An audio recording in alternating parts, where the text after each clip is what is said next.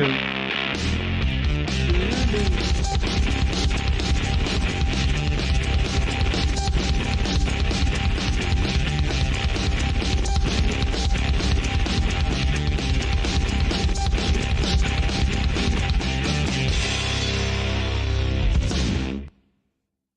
ladies and gentlemen. This is the 71st episode of the Political Spotlight. Welcome. Thank you all for being here. It is November. Man, I cannot believe it's November already. It does not matter how many times I hear it. It does not matter how many times I say it. It doesn't matter how many times I wake up in the morning and go outside and think, oh, it's cold. My gosh, and I'm telling you, listen to me. Literally, an hour ago, I went over to my grandparents' house to visit them a minute before the show. I step in, and my grandpa's like, oh, it's just the guy we've been looking for. We've been waiting for you for days to come over and change our clock. I'm like, well, why? What's wrong with it? He's like, daylight savings time starts Saturday into Sunday or something. And I'm like, what? Didn't that already happen? I mean, it's getting dark by 6 o'clock already. And he's like, no. It happens Saturday into Sunday. And then I'm like, okay, well, the clock says 7:15. What time does it need to say? Because everybody always says, oh, fall back, spring forward, go ahead. Listen to me. When someone says, I've got an appointment at 1 p.m. on Thursday, and I hear someone say, just move it up. To me, I don't know what that means. I don't know what it means when you say, move the time up, move it up. Does that mean go there early or go there later? It does not make sense to me. Time, I don't know how you all time, but I don't time in a straight line. I time all at once. It is literally 1982, 2056. The birth of Christ is all happening at the same time where I'm at. I don't know what you guys got going on. But moving time up, falling forward, jumping back, springing backwards, that stuff does not make sense to me. And for the love of God, we talked about this on the Bastards of Politics last year, but I seriously, like, this is a Mandela effect. Time is an illusion, Doug. My friend, that is very true. That is very true. Bilbrey time, absolutely. I just got to tell you, like, it does not.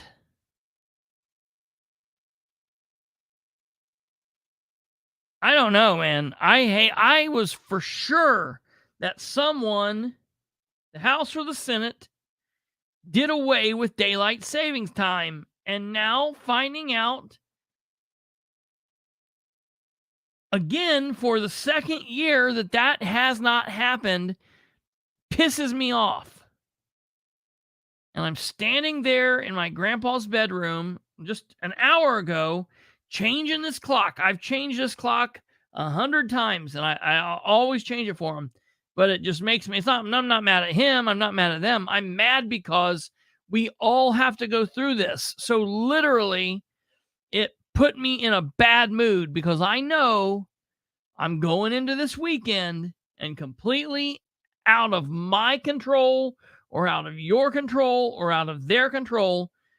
We're going to be flopping along, and I'm going to be sitting here tomorrow night doing my stuff, and the time is going to say a time on the clock, and then at a certain time, we're going to go backwards in time, and it's going to say that time again, and it's going to take it. You know, they say more people die in the days that follow the adjusting of time because people have heart attacks, people are crashing, all sorts of injuries befall people in the spring and in the fall. This is a national health emergency.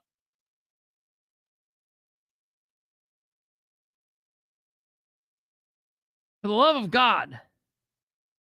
This is how I know that the government does not care about us. If the government cared about us, they would do away with this stupidity. Now, is this the good one?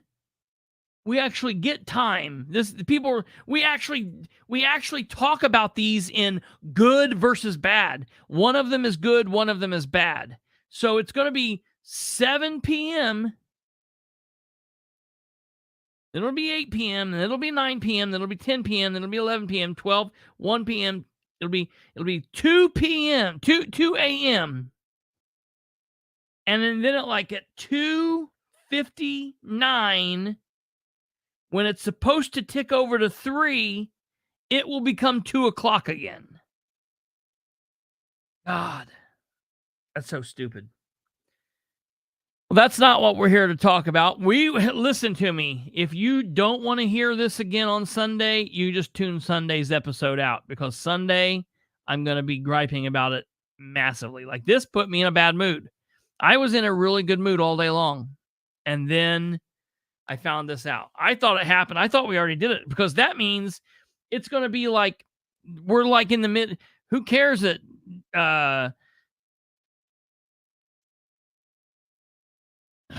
Diane is here from Alaska? We're going to be in the land of the midnight sun starting on Monday. We're going to be in the land of the midnight sun, or backwards. The daytime moon. It's not ever going to be sunny again. It's not going to be sunny again until like April. And that puts me in a bad mood. Good Lord. All right. Ladies and gentlemen, this is the 71st episode. You did not just come here to watch me gripe about time. Well, episode 71, left on the table. Left on the table. That's a very generic looking thumbnail. I realize it now. If I would have had, I did this like 4 hours ago. Had I had more time, I would have made it look really nice. But here we see a house or an office or something. And we see a bunch of money laying on this table. And we see Muncie Mayor Dan Ridenour on the outside of the building. He's over there waving at us, and there's all this money left on the table. We're going to be talking about this. The second episode in a row, episode 70 yesterday, and then again episode 71 today, we have breaking news. Yesterday's episode, The Money Pit, of course, talked about the breaking news of the Workman's Bar and having to tear it down and all of the money that's going to cost.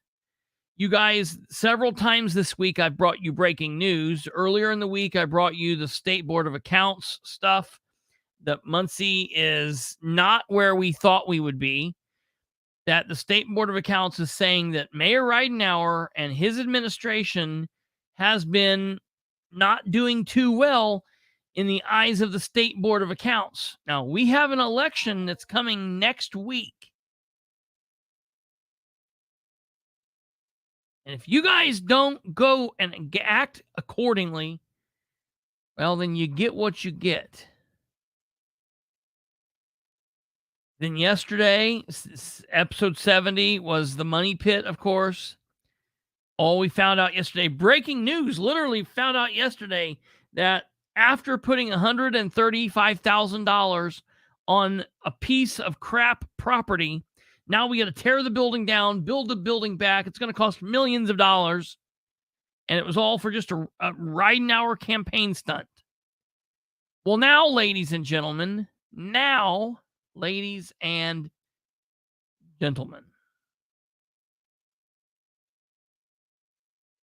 we find out that, whoopsie, bad news for Mayor Ridenour.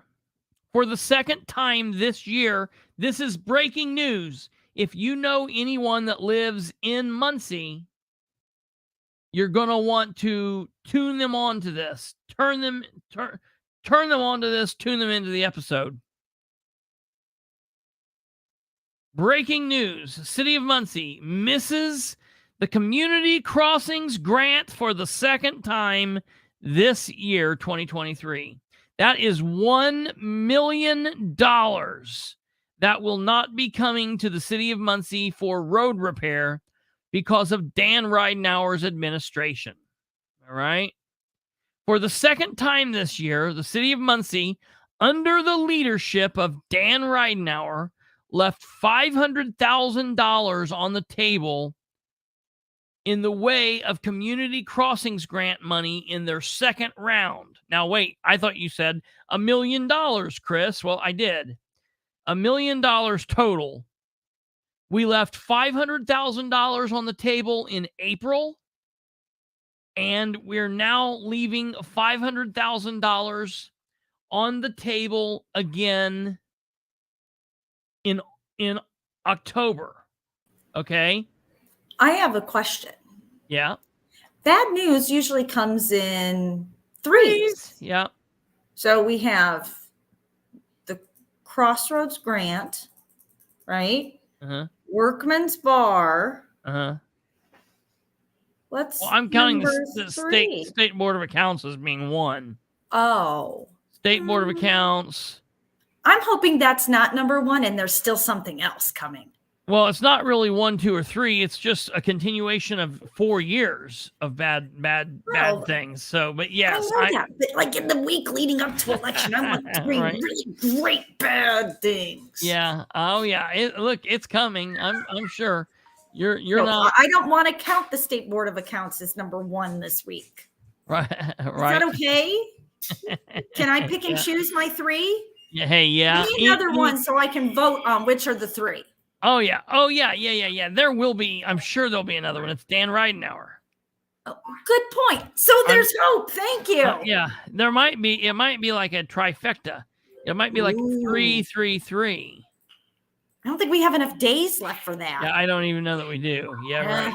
Well, it is Dan, though. He could make it happen. Maybe we can have more than a couple things going bad in one day. That happens, too. That would be great.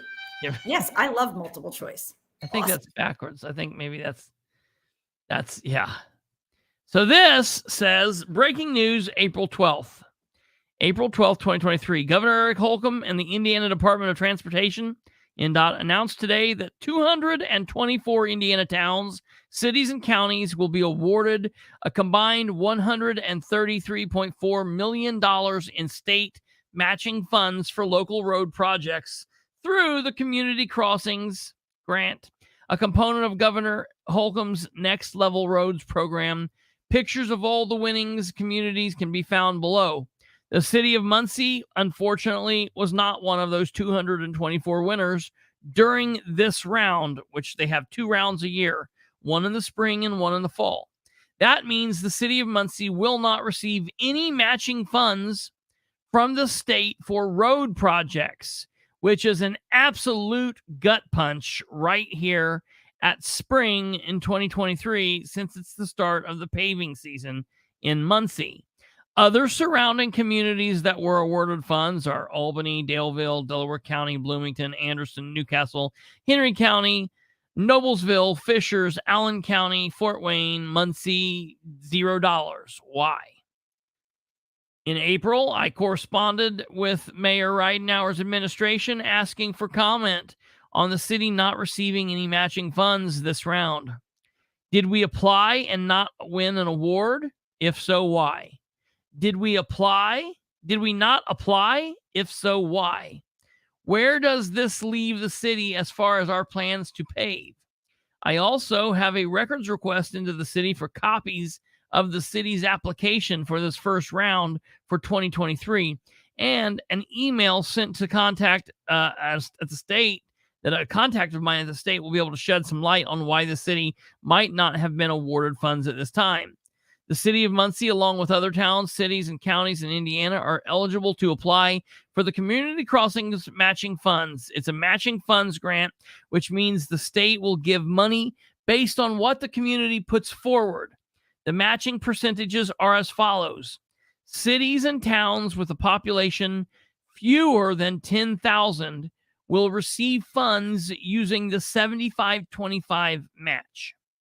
Cities and towns with a population greater than 10,000 will receive funds using a 50-50 match.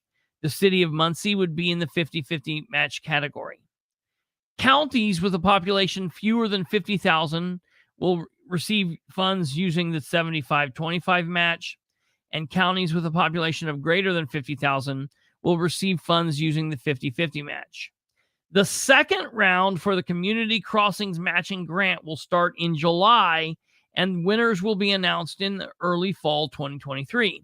Muncie will be eligible to apply then as well. The 2023-2 Community Crossing Matching Grant call for projects will begin at 8 a.m. on Wednesday, July 5th, and will run through the 5th on Friday, July 28th, 2023. For those interested in reading the full press release on that event back in April, you can click the following link, and you can find this on my social media simply by going to Facebook and typing in Christopher H. Bilbrey Community Crossings 2023. You can take it right there to you. It'll take you to it. It's dated the 4th of April 12th, 2023, FYI. Something that I want you guys to know while we talk about this is the following.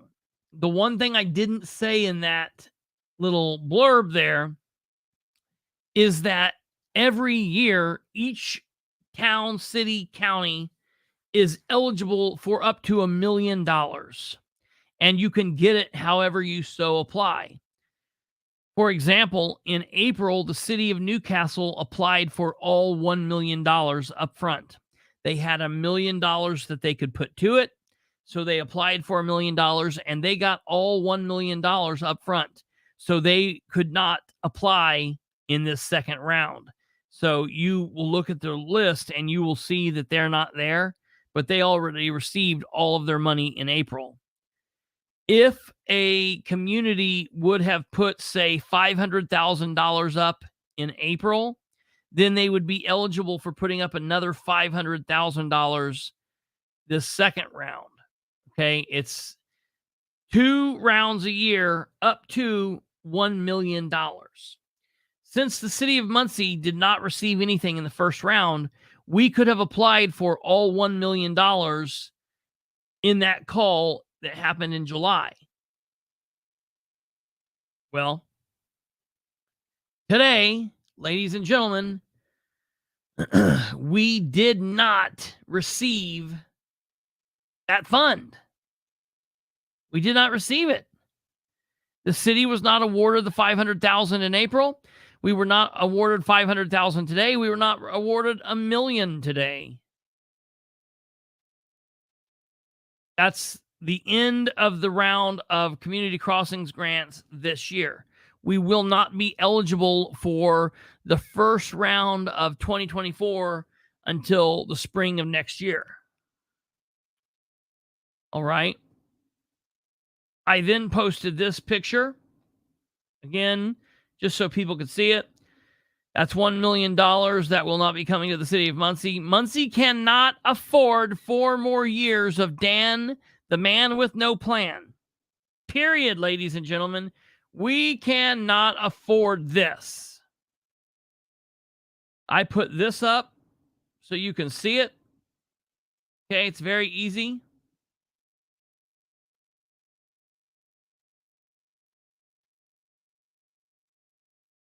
That's what I'm going to get into there, Alva. Give me 1 second here, sir, and I'll tell you what happened.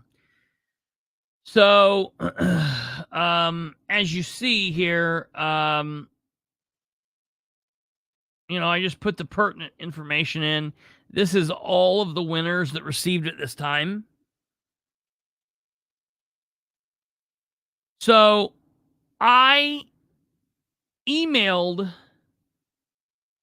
the community crossings coordinator today, and the one and only motor vehicle funds were misappropriated and they didn't do a corrective action plan. That might be a problem. They haven't submitted the corrective action plan in the last 3 audits.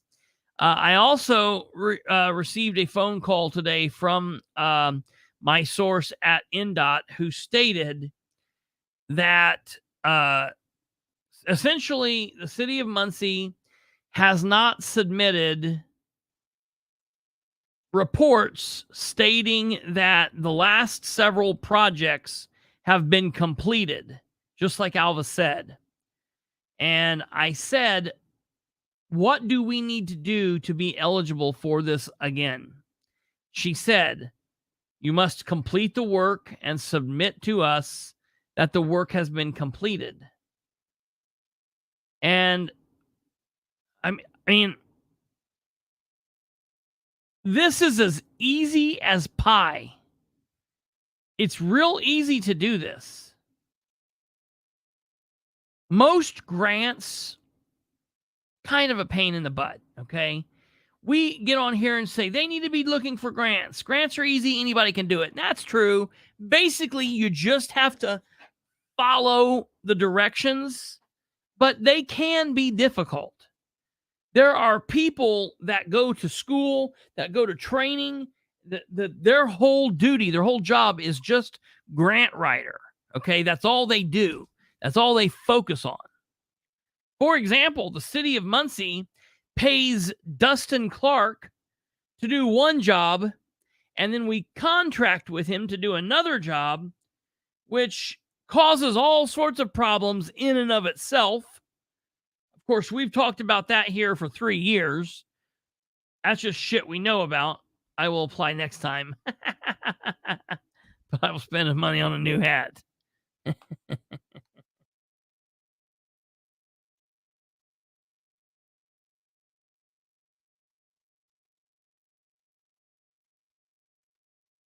But we've got somebody that's supposed to be the full-time, part-time grant writer. And we can't even do this. Dennis Tyler got Community Crossings grant every year. Sean Byram got Community Crossings grant every year. Isn't that what the city engineer gets paid big bucks for? Roger Overby. So one of two things. The Adam Leach, the city engineer, who the Danatics tout is such a brilliant mind, / Dustin Clark. Because Dustin Clark, not only is he the Prairie Creek supervisor, but he gets some kind of a second salary, some kind of a second contract altogether. Hey, you used to sit on the Board of Works. Yeah, that's good there, Jackie. Let's go back and look at why the city claims they didn't get the Community Crossings grant in the spring of 2023. That's really smart. Let's go back and look at that. Give me 1 second here, and I will get that.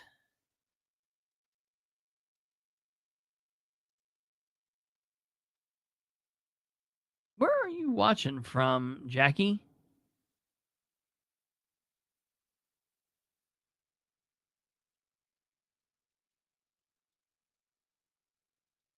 I'm gonna have to come over to your house and set up a YouTube account.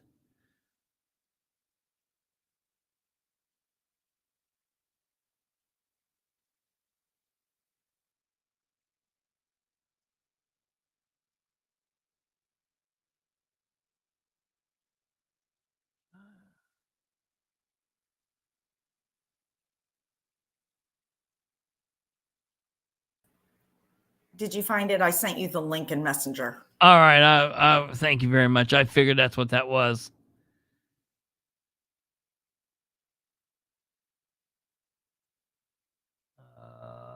Oh, I hate Facebook Meta.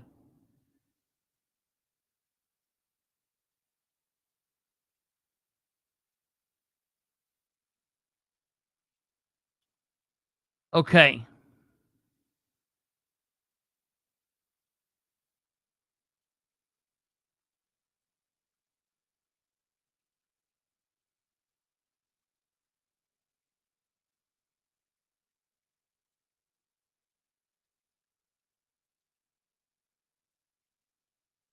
Here's this. City pushes ahead with spring paving without community crossing grant. This was May 3rd. So I broke the story on April 12th, and the Star Press published it on May 3rd. Wonderful.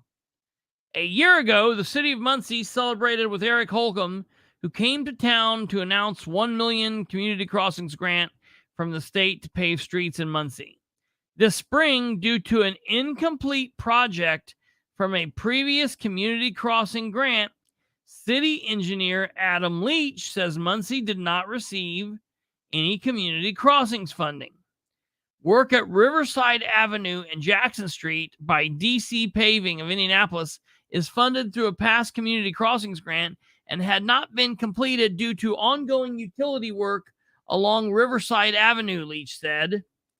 Riverside has been undergoing extensive work, including installation of walking trails,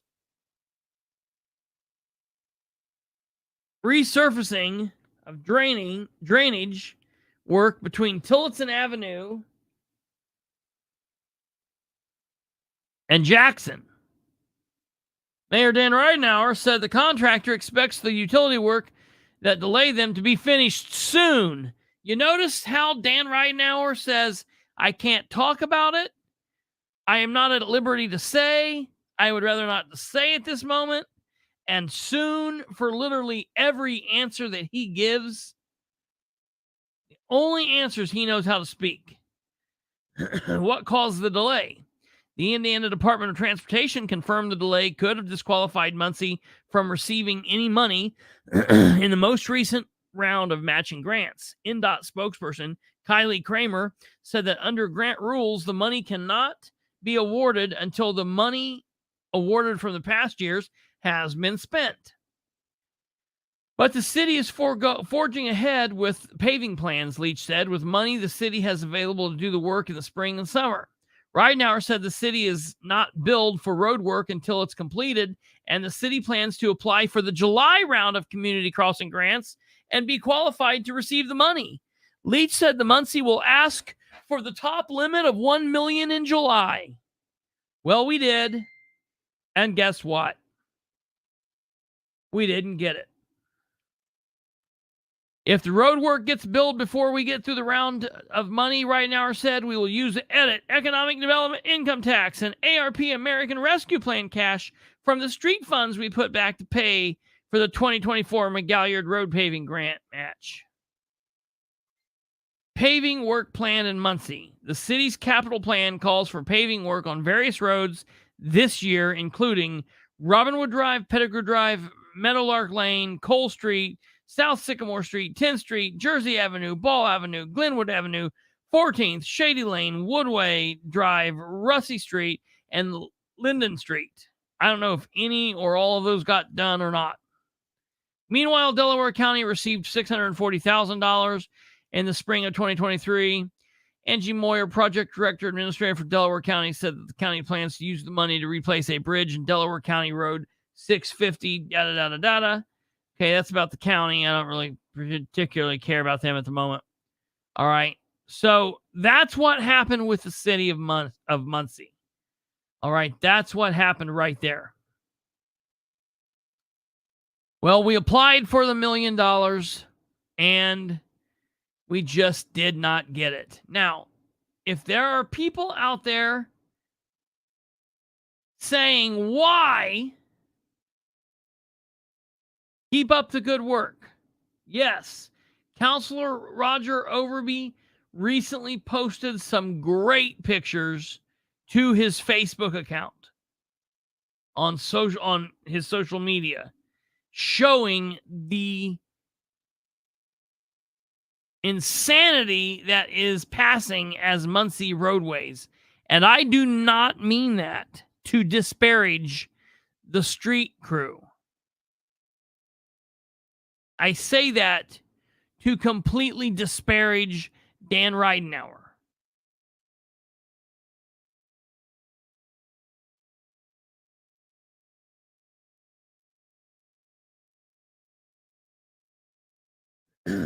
We cannot afford to leave all of this money on the table.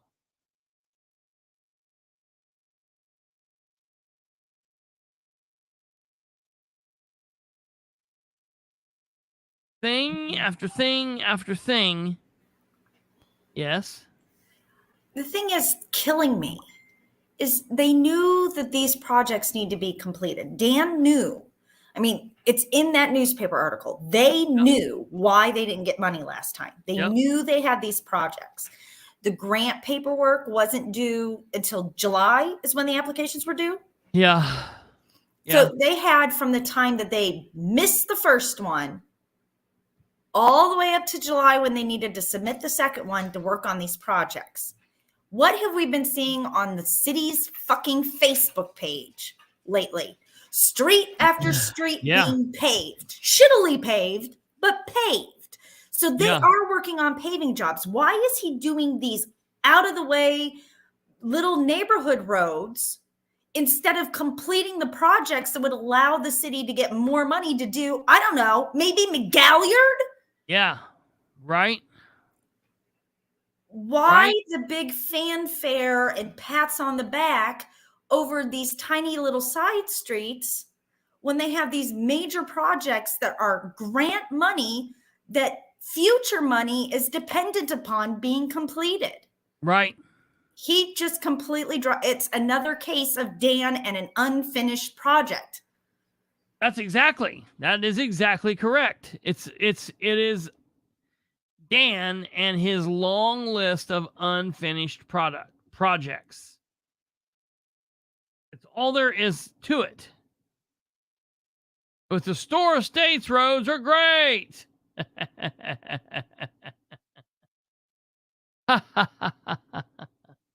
Maybe if the engineer was actually out supervising these projects instead of sitting on his butt in Steve Selby's office, we would get some stuff done. Let me tell you, ladies and gentlemen, I have heard that the Adam Leach does not go anywhere without Steve Selby. I have heard that Adam Leach and Steve Selby are attached at the hip. And the back and side by side. I don't know where they're attached at or why they're attached that way on city tax time, dollar. I don't understand what's going on, but I think somebody needs to break them up. That's $1 million. Listen, Alvin. That, you know what sucks is it's $2 million worth of paving.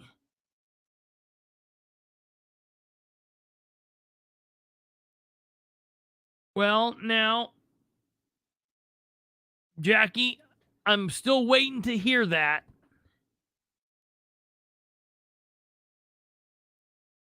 I called and I emailed today, and the word that I got from my source in the know is that we were denied for the exact same reason that we were denied in April.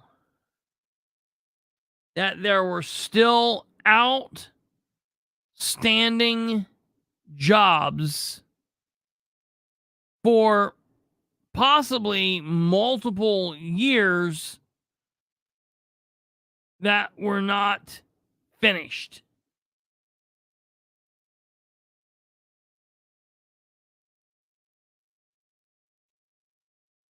So I've got to double check with that. I've got record request into the city. I sent an email when I found out about this. First thing today, when I found out about this, I sent an email to the City of Muncie. I sent an email to Michelle and to Dan and to Adam, and I said, "Hello, Michelle, Mayor, and City Engineer Adam. I was made aware via NDOT that the City of Muncie was passed over for the second time this 2023 year for the Community Crossings Grant. Does the city have a comment on this at this time?" I have received nothing.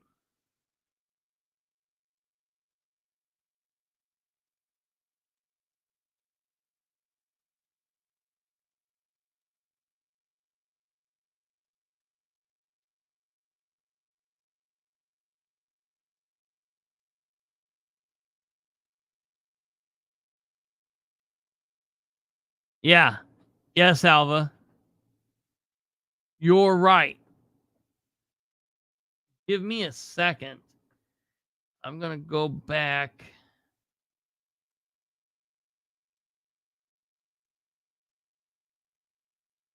And see if I can find these. While I'm doing that, I want to show you guys these pictures. Oh, real quickly. Stand by.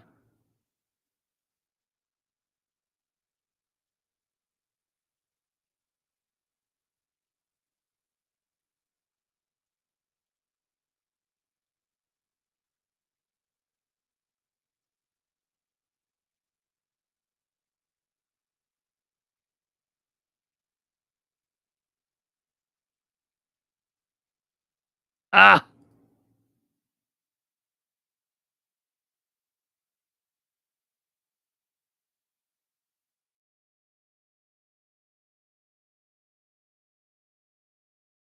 Right.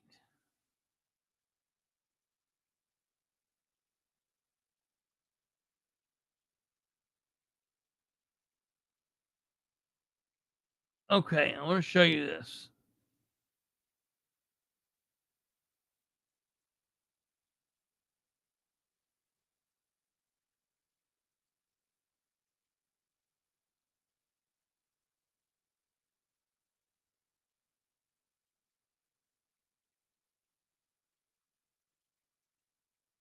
Here we go. Here are pictures taken by Councilor Overby. These are of the various street projects.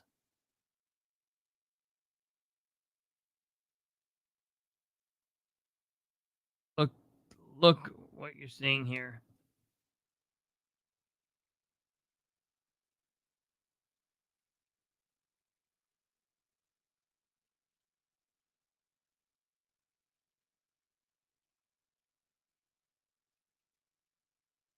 Look at this. They're calling this done.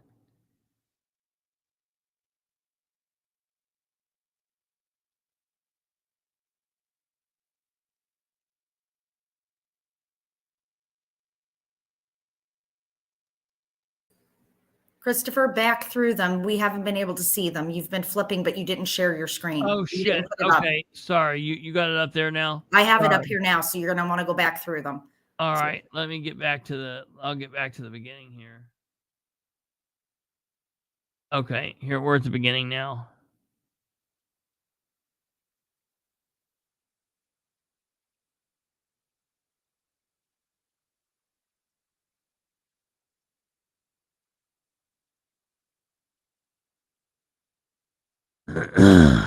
Look, this is what they're calling done and good.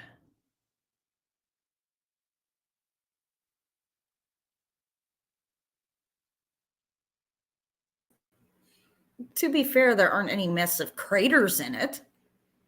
Well, I mean, lumpy. Probably shouldn't puddle these roads. These shouldn't probably puddle up this bad.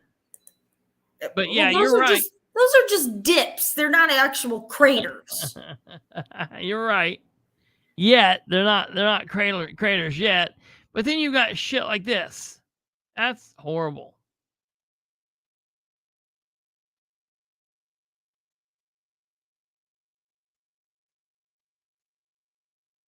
Absolutely crazy. Look at that. What is that?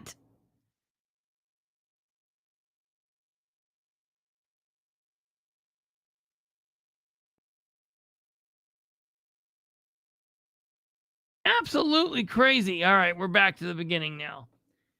So that's, yeah, folks, that's nuts. It's really crazy to see that. A few months ago, I seem to recall Adam Leach explaining that Riverside and Jackson project involved multiple agencies to complete their task in ground utilities sanitary work before the final paving could be completed. Pedal to the metal needed to be in place.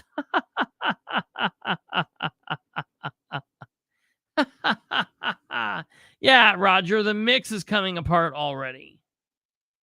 That's not good. But Chewy the road grinder is super cool.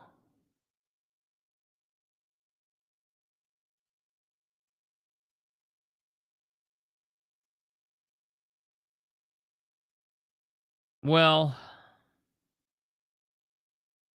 I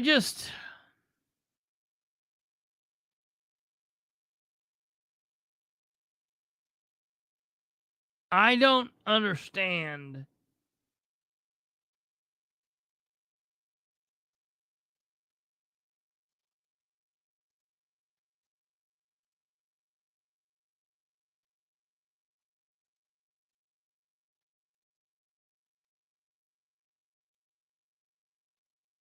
Let me look here.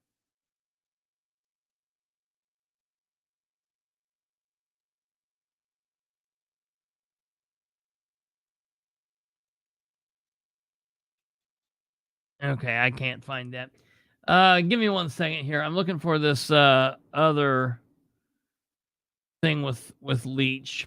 The problem is, and I'm just going to call it how it is, and I know the Dan Addicts don't like this because they're in love with the man. Adam Leach does not know what he's doing. Adam Leach has done a good job, but he needs to go. Obviously we're real close to the election, so if Robinson wins, he's gone. But even if Dan wins, for the love of God, Dan, I'm asking you, don't keep Adam on. For him, for you, for the city, he needs to go.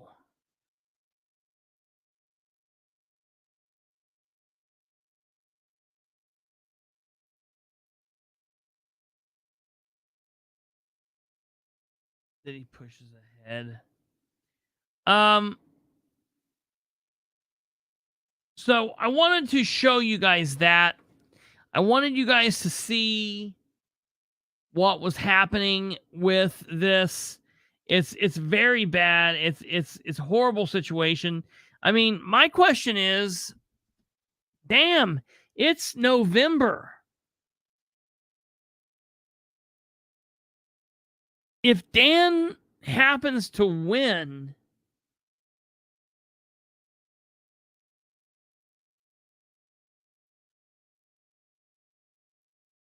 are they going to have these plans, these roads, these projects done by the first round of 2024? Or are we going to miss the first round of 2024 too?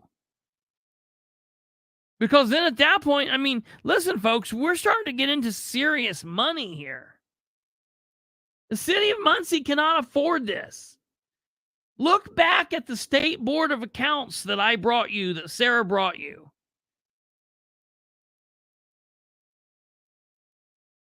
That was big story. It's a big story.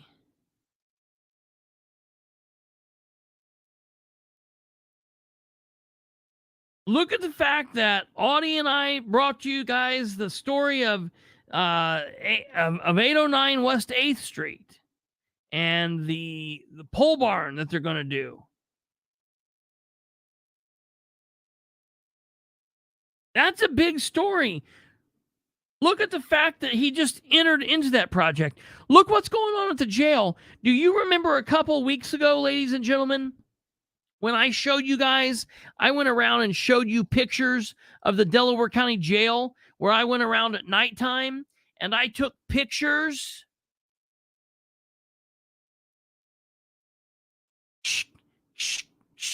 of the what I thought was incomplete at the Justice Center, the downtown Justice City condos. Well, you know what I noticed the other day when I drove by?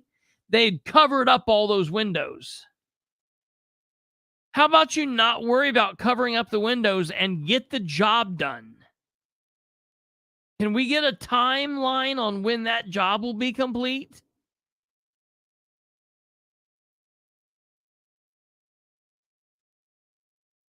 Yeah, first round is in January.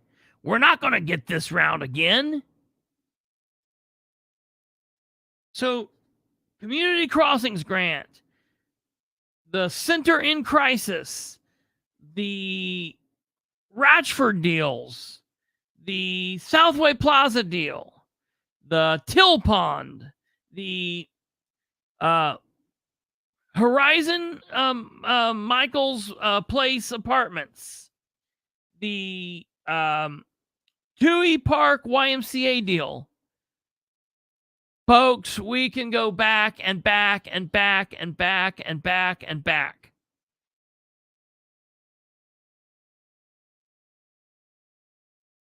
Solar, City View, Michael's Place, look, all of this stuff. But splash pads.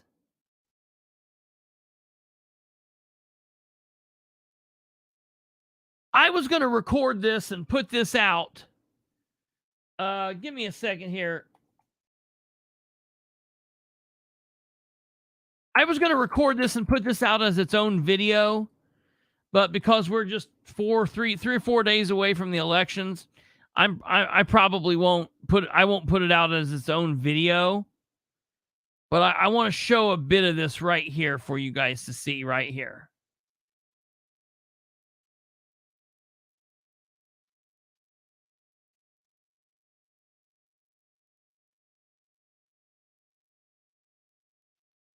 I want to put this up.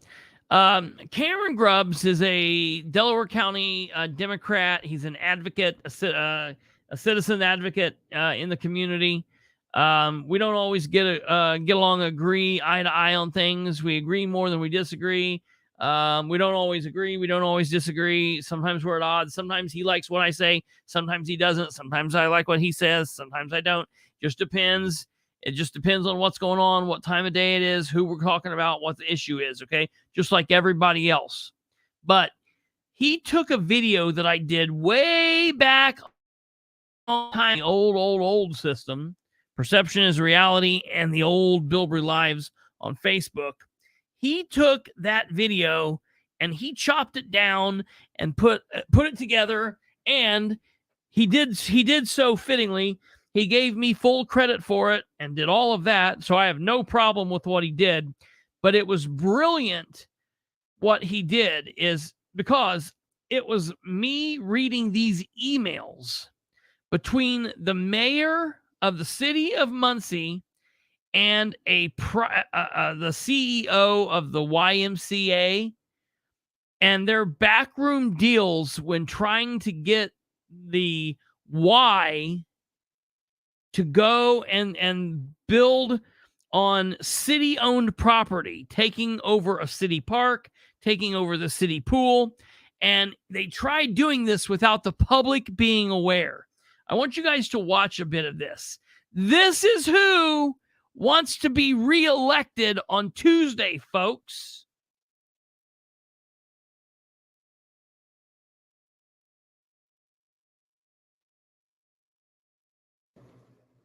Back on April 30th, 2020, this is almost a year ago, the mayor of Muncie. All right, you heard that. April 20th or April 30th, 2020. I want to be clear that you're aware that's 4 months into his term.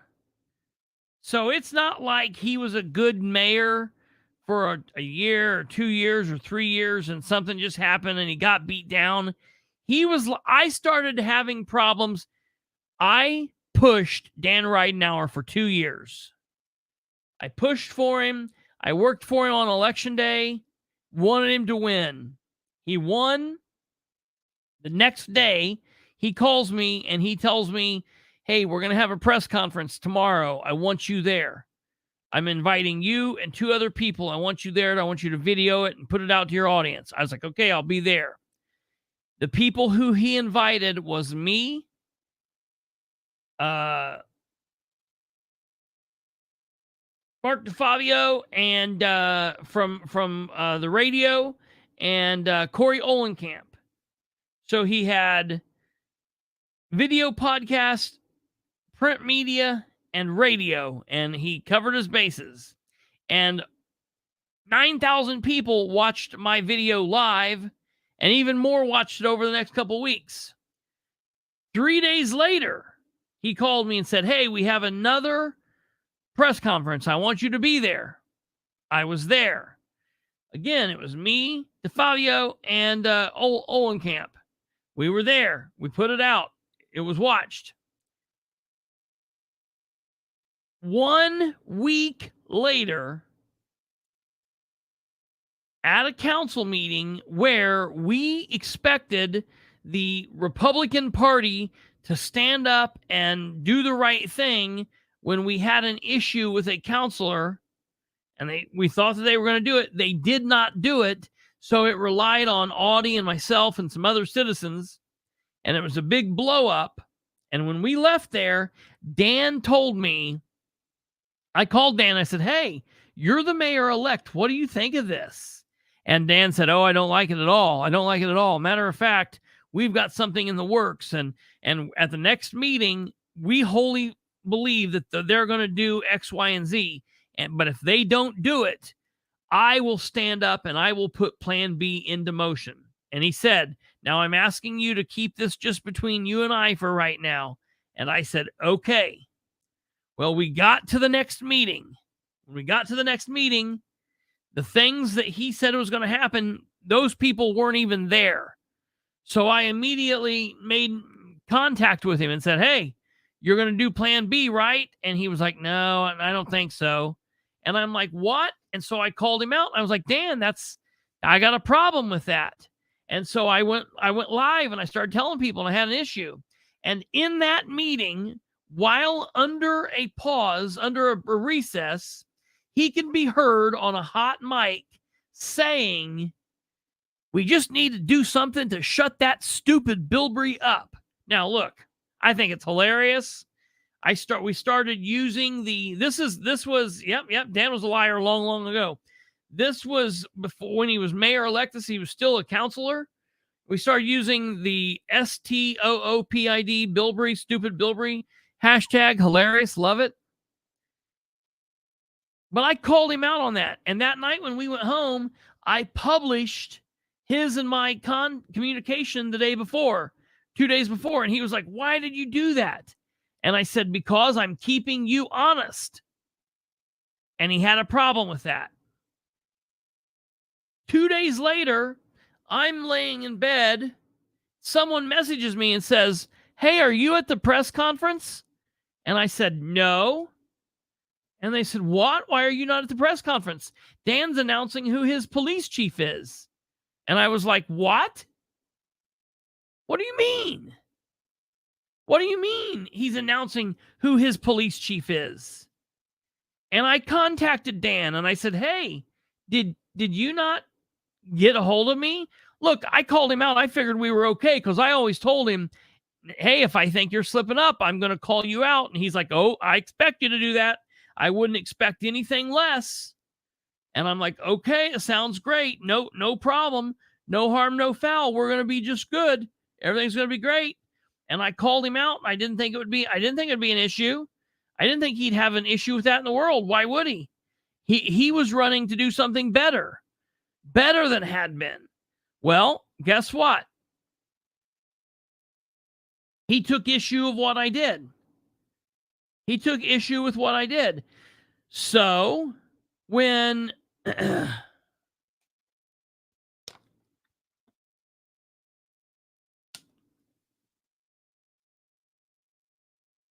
when I asked him why I wasn't there, he said, "Well, I've had some people ask why you would be there." And I said, "Dan, why would I not be there? You've called me your other 2 times." And he was like, "Well, what are your credentials? Why would you be there?" I said, "What do you mean, what are my credentials? I'm the same person I was beforehand. I'm the same person I was before I called you out." I said, "Surely you're not doing this because I questioned you." "Oh, no, that's not it." And he asked me what my credentials were. And I showed him the press passes I had. I showed him that I'd been cleared by the United States Congress. I showed him I had press credentials to get in to see President Donald Trump when he was in D.C. I showed him that I had press credentials from other locations. But more importantly than anything, I reminded him that my press credentials, my press pass, is the First Amendment. That in the United States of America, there is not some kind of a journalism press pass. It's not like a secret code. It's the First Amendment. All right? I reminded him of that. And he was like, "Well, wait, you mean you don't have some kind of ID?" And I showed him my ID. And he said, "Well, then what gives you the ability to get in?" He asked me where all I get in. I said, "Listen, I do this in Anderson. I do it in Winchester. I do it in Henry County. I've done it for the Indiana General Assembly. I've been in with various law enforcement agencies. I have been in press conferences with the United States Attorney General, with the federal prosecutors." He said, "Well, what's your press credentials?" I said, my press credentials are as such. Congress shall make no law respecting and establishing a religion or prohibiting the free exercise thereof or abridging the freedom of speech or of the press or the right of the people peacefully to assemble and to petition government for the redress of grievance. And you know what Dan said to me? Dan said, "Okay, good enough." So then the next day, he wrote me and he was like, "Okay, everything's okay. There's no issue. Everything's all right." Then we went to the next meeting. We went to the last meeting of the year. And you know what? Dan did not act. He was coward. He was ridiculous. And I was like, "Oh my God, we're in trouble here, folks. If this is how he is," and Mary Stilts got on my page that night and said, "You've got to give him a break. He's not even in the mayor's office yet." And I'm like, right. He's not even in the mayor's office yet. And if this is how he's doing, we're in trouble. This was the 8th of December, 2019. And I was like, listen, if he's going to get in and he's going to clear everything up, no better time than right now to start. And I posted that. And I sent him a great big long message, privately, publicly posted everywhere. I said, "Look, you're not even in an office yet, man. And I'm already starting to have questions. Please tell me this is not how it's going to be. We're not going to have 4 years of this." The next day, I wake up. I turn on my social media, and there Dan is in a press conference that I was not again invited to. So I comment and said, "Why is this happening?" And in that instance, Dan Ridenour for Muncie mayor posted this comment. I'm gonna send this. Can you put this on the thing, Kate?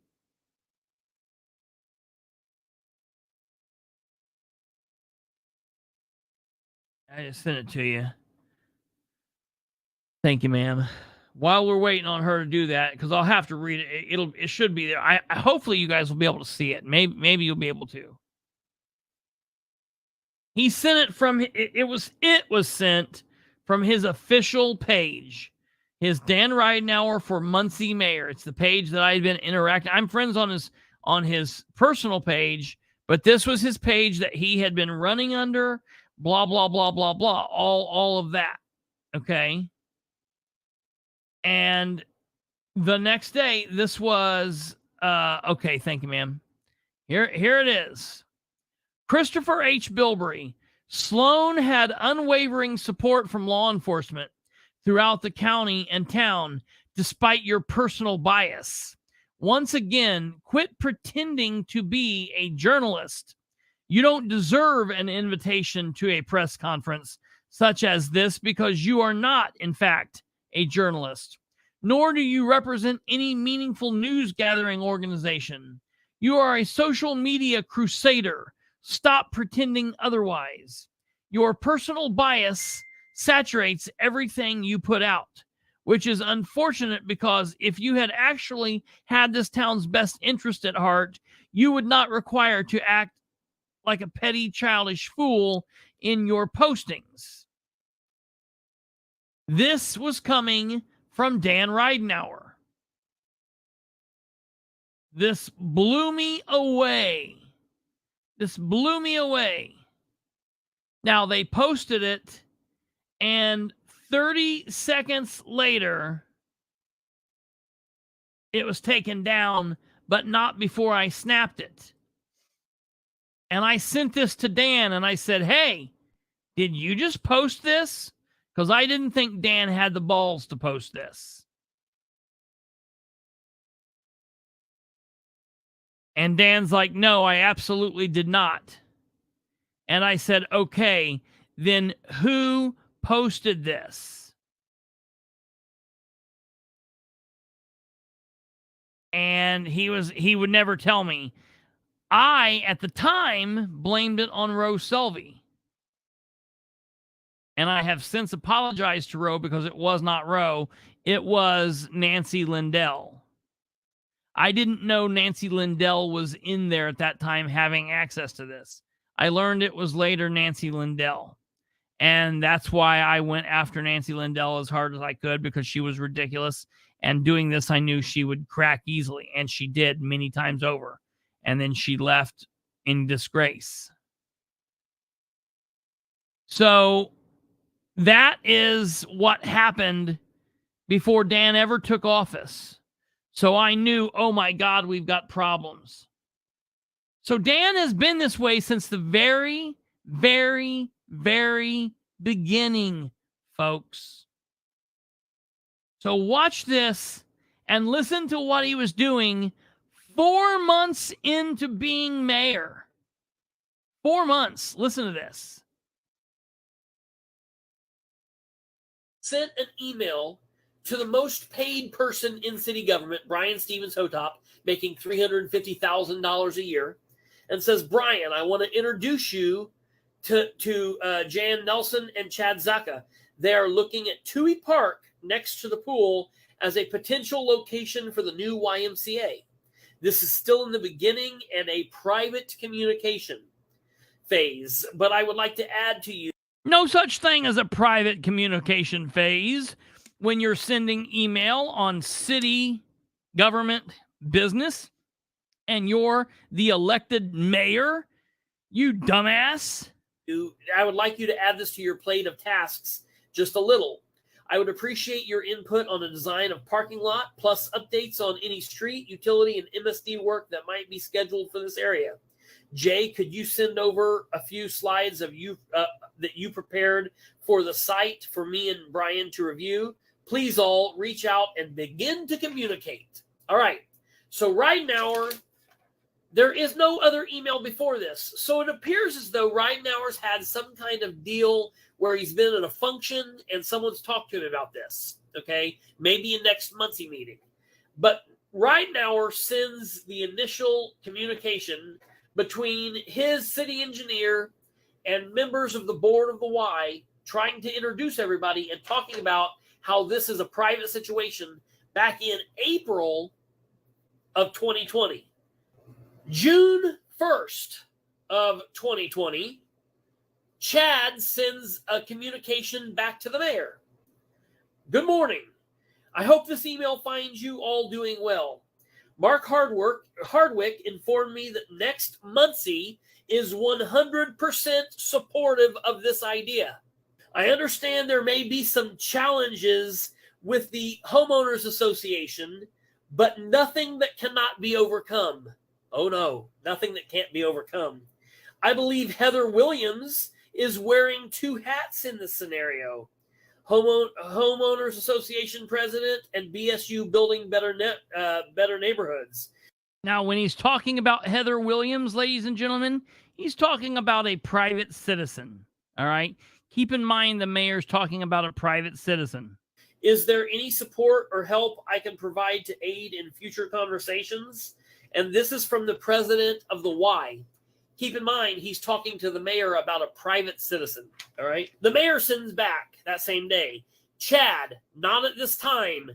Please do not reach out to her. I'm going to put copies of this out there so you can all see it. But it's unfortunate I can't do that right now. I will do that. I will post them on my wall, and I will put them in here in a link once this is all over. But I'm just reading this for right now. So you heard Chad's message to Dan. Dan Ridenour, mayor of Muncie, great communicator, great man of transparency and accountability, says, Chad, not at this time. Please don't reach out to her. We will need to do a better job of thinking to keep the park more than before. Maybe we can sit down together to chat. Mayor Dan. September 11th, 2020. Chad to the mayor.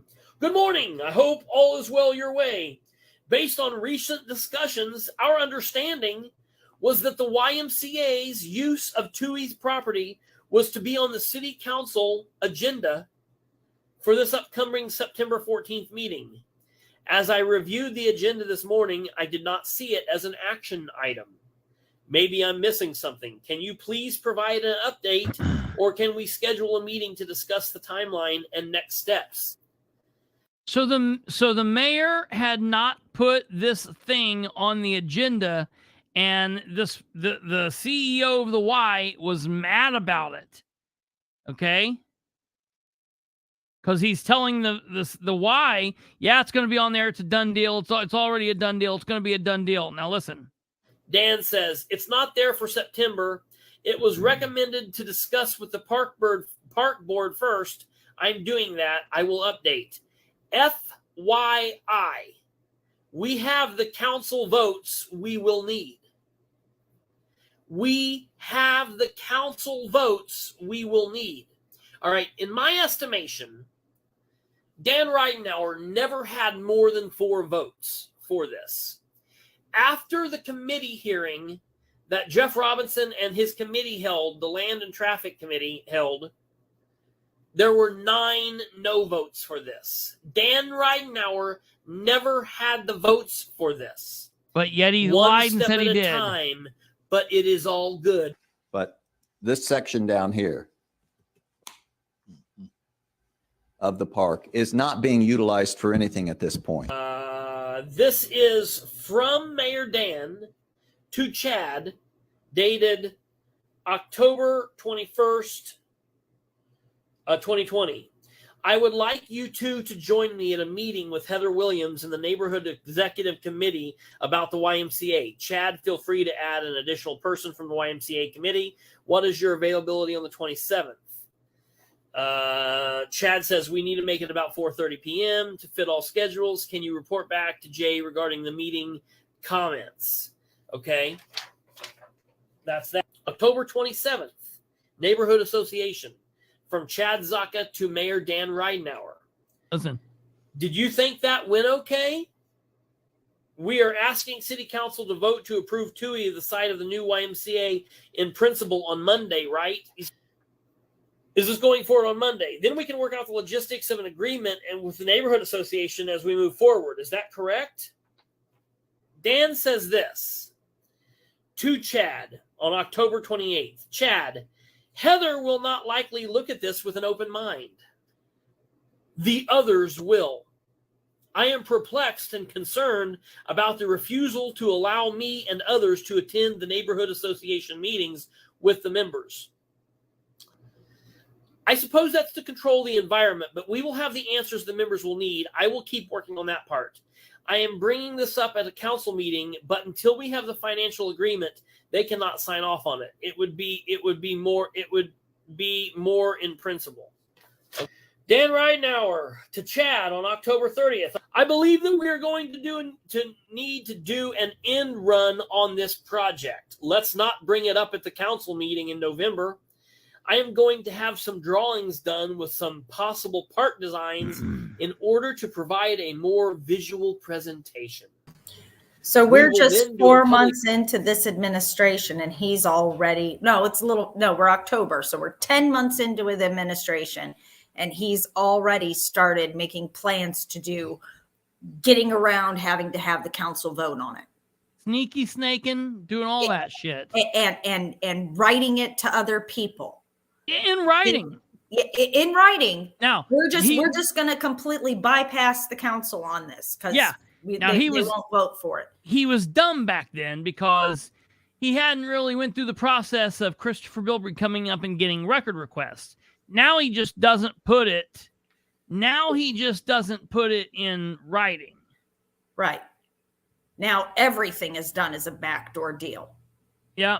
Texting and things like that, and through word of mouth, and phone calls, me telling this person this, because he got caught up here.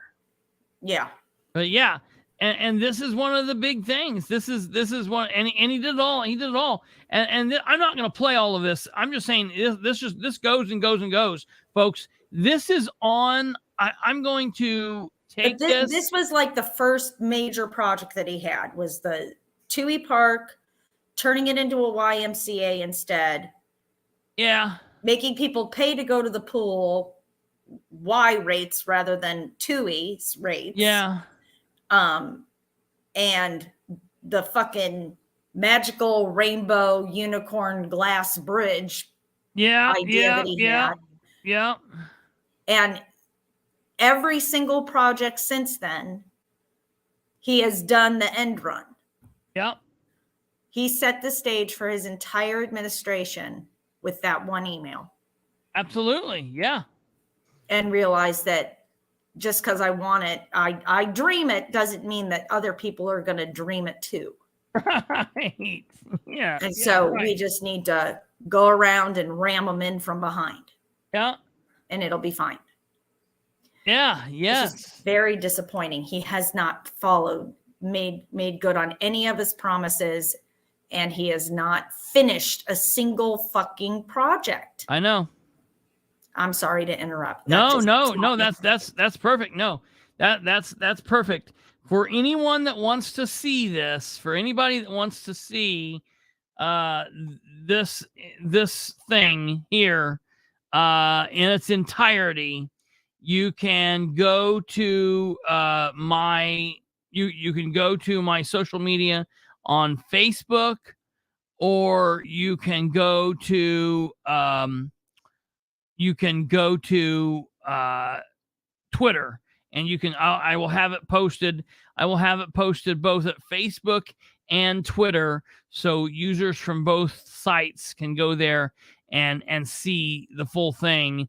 Matter of fact, I just posted it on Facebook, and I am right now just posting it in Twitter, and I'm just titling it Mayor Dan's First End Run, and it's posted in both places now. So if anyone wants to see that full thing, it's there. You can also catch that. You can also catch that on Cameron Grubbs, Delaware County Advocate, if you want to see it there as well. So wherever. Chris, isn't there rules the mayor needs to follow? I mean, like what? Yeah, I mean, yes and no. I mean, yeah, they can't speed. They can't murder people. They can't steal. Obviously they can't take $5,000. I mean, hell, look what happened to the last one that did. I'd rather have him taking $5,000. Be perfectly honest with you. I would give him $5,000 if he would maybe be a little bit more like Dennis. I mean, I don't know. I had issues with Dennis. I wasn't always like, it wasn't always like a love story between Dennis and I. I was harsh on Dennis. But I would take Dennis Tyler back any day of the week. And what's the saying? Any day of the week and twice on Sunday. I would take Dennis back any time. So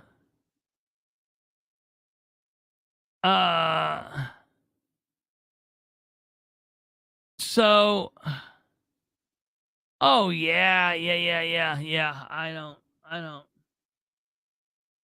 Oh man, I don't know, man. I just think it's yeah, oh yeah, absolutely.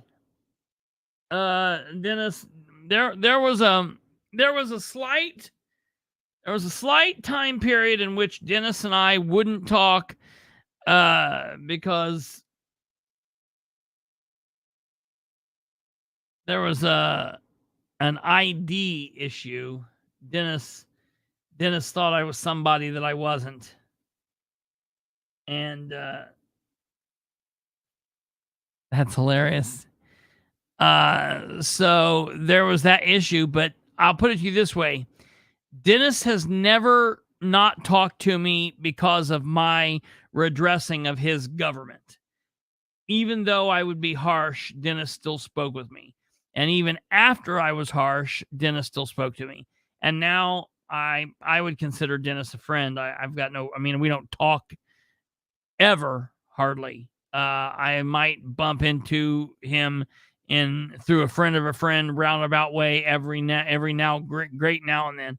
But I just respect his time as a public servant, meaning as a fireman, a hell of a lot, because as I've always said, at the end of the day, no matter what Dennis did as a politician, he did have a lifetime as a fireman before all of that. And there were lives that he saved and houses and property that he stopped from being destroyed. He performed CPR and he stayed with people. I'm sure he watched people die multiple times and, just did multiple things that people just will really, really never know. And some of his detractors, I think, really need to understand that, and they don't understand that because their hero, what he did was he carried the two and fished out money that wasn't his to couples to buy homes. That's what their hero did. So when, the Corey Bory Finks and the Wegleys and everybody get on and do their thing, it's all nice and cute to hate on Dennis and whatnot. But that man literally got blood on him and saved lives at one point in his life. Dan Ridenour carried the two and gave money that wasn't his. So,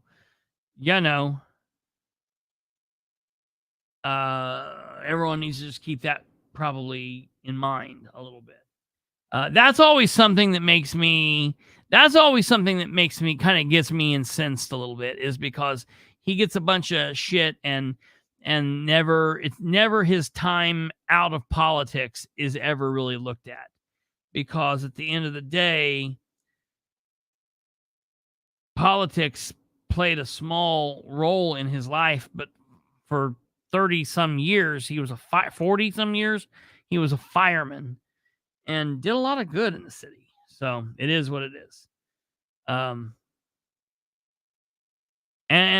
all happens is Dennis just proves that everybody can get got.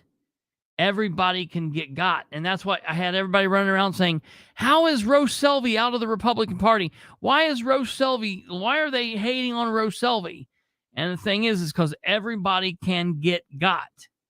Now, she's trying to sweet talk her way back in and you know, be eye rolly and be mean to me and do all that stuff, you know, so people will love her again. And it's working and it's fine. But, you know, now she knows it's not always for the long haul. She's expendable, and everybody always is, especially because the Republicans are reading out of the Democrats' old handbook. They need to throw that down. Republicans, Delaware County Republicans, quit reading the Democrats' old playbook. It's only going to send you to prison. So, yeah, folks, I mean, we kind of went down a tangent here, but that's just all true. Look, there's 4 days left. And I've given you breaking news almost every day this week of some major nonsense that Ridenour has been involved with. Where's the Star Press on this? You know, look, I broke it to you on April 12th that they missed the community crossings grant last time, and the Star Press wrote about it on May 3rd. Let me see here. 1, 2, 3, 4, 5, 6, 7, 8, 9, 10, 11, 12, 13, 14, 15, 16, 17, 18, 19, 20. 20 days! 20 days! If they wait 20 days to write on this, the election will be well over.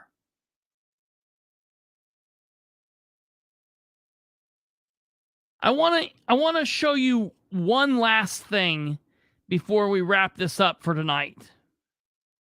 I want to show you one last thing. And this is just mind-numbingly stupid.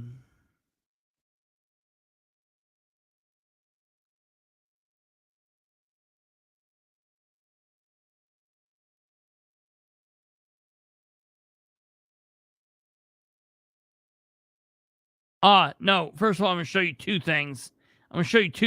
First of all, I want you to see that. I want you to see these videos. I want you to see this video here first.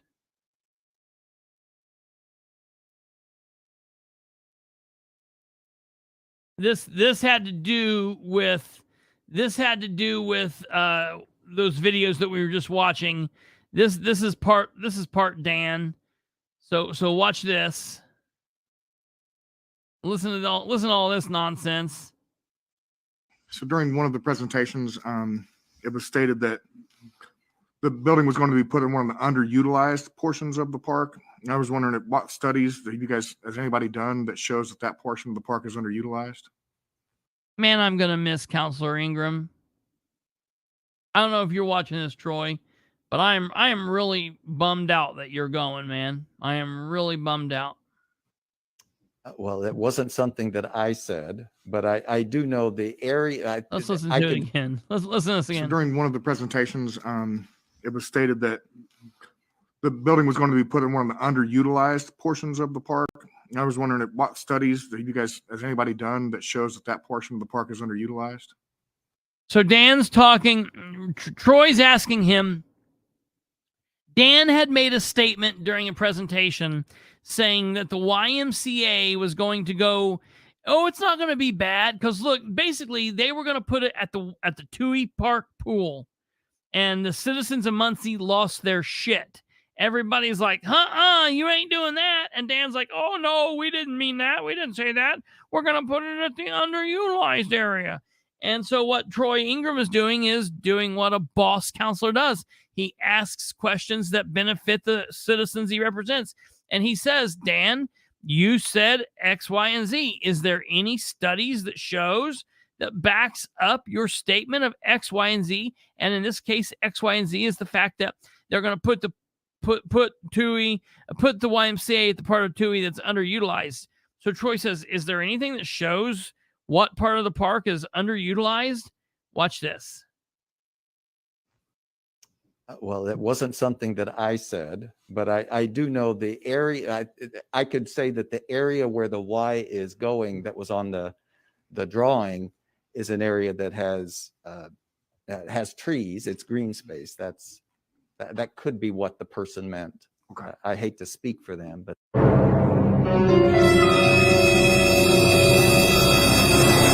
But this section down here of the park is not being utilized for anything at this point. Why, it's Big Bob Oakley, alias the actor.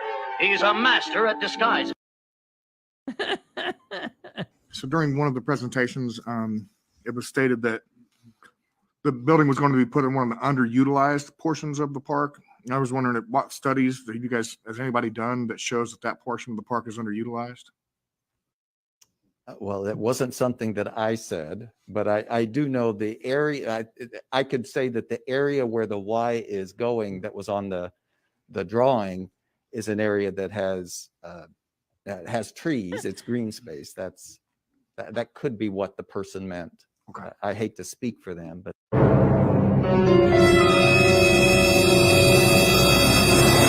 But this section down here of the park is not being utilized for anything at this point. Why, it's Big Bob Oakley, alias the actor. He's a master at disguise. Okay. All right. Next video. Mr. President, what are you saying that he said that you did not say? I'm just reviewing the minutes, and you talk about kicking them down the road for 2 to 3 years. You can't wrap your head around why we need this right now. Yeah, those were all 10 questions. months ago, I sit in the budget hearing, and you want to drain the rainy day fund. So what's the change all of a sudden? I don't understand the question. You heard the question. No, I need to. I'm I reading need the you to minutes here. I repeat. just don't understand. What's your question is what I'm asking. And then I'll answer your question. What were you saying that this op-ed accused you of? The mayor said our city council president has said he would prefer to take things one project at a time and pay in cash. That's your words right here in the minutes. That's I not- prefer we take these one project at a time and pay in cash. I'm reading the minutes.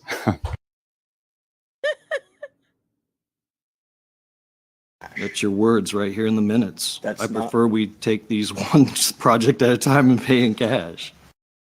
As you mentioned, we do already have a tremendous amount of debt. And I have really appreciated your approach up until this point of paying cash for projects to avoid taking on more debt. I'm trying to wrap my head around why that's changing and why we're considering taking on some debt to do, the Till Pond, the other park and infrastructure equipment. Arguably, those aren't pressing needs. I mean, of course, they're pressing wants. We want to get these parks done so that people can enjoy them. But I see an opportunity where you could do the public space for the Riverfront Phase 2, the Muncie Central Road improvements, and the Southway markets on Madison with just what we have in cash reserves and from edit funds.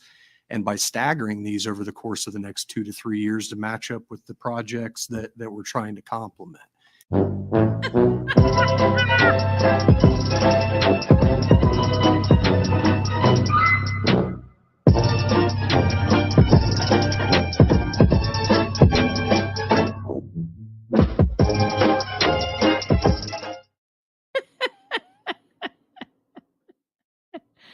Oh, good Lord. Oh, good. Did you make these videos? No. Oh, shit. Why? Do you know who did? Yeah. They are a work of art. They're Yeah. they're beautiful. Yeah. Cameron did. Oh, okay. Yeah. Well, Yeah. he's quite a talent and has a wonderful Yeah. sense of humor. I have Oh, enjoyed yeah. these tremendously. Yeah. It is golden. So that's just some amazing look back at Dan Ridenour. But I just want to end this off before we end this video. I want to show you how absolutely insane these people are becoming. Like, literally insane. Okay? So you all know, we've all heard for years and years. I think the very first time I didn't hear it in real time, but I think the very first time I ever heard it was watching back on old Kennedy and Nixon footage of when Kennedy was running, and it showed him. There was a documentary that showed Kennedy running when he was Senator Jack Kennedy, and then when he was running for president, showed Bobby out helping him. And I don't know where they were.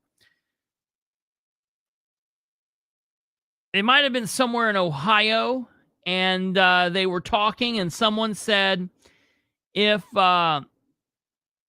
we ever get to a point where the Irish Catholics have a man in the White House, I am leaving this country. Now, they didn't say they're going someplace. They just said, someone said to the fact of, I love this country, but the day that we see an Irishman, an Irish Catholic in the White House, someone said they were leaving. I don't know where they were going. I don't know if they're going to Canada or where they were going, but they said that. And so, of course, we know that's a thing that people say, as we've gotten on up in years, people say that all the time. Oh, if Bush wins, I'm going to Mexico.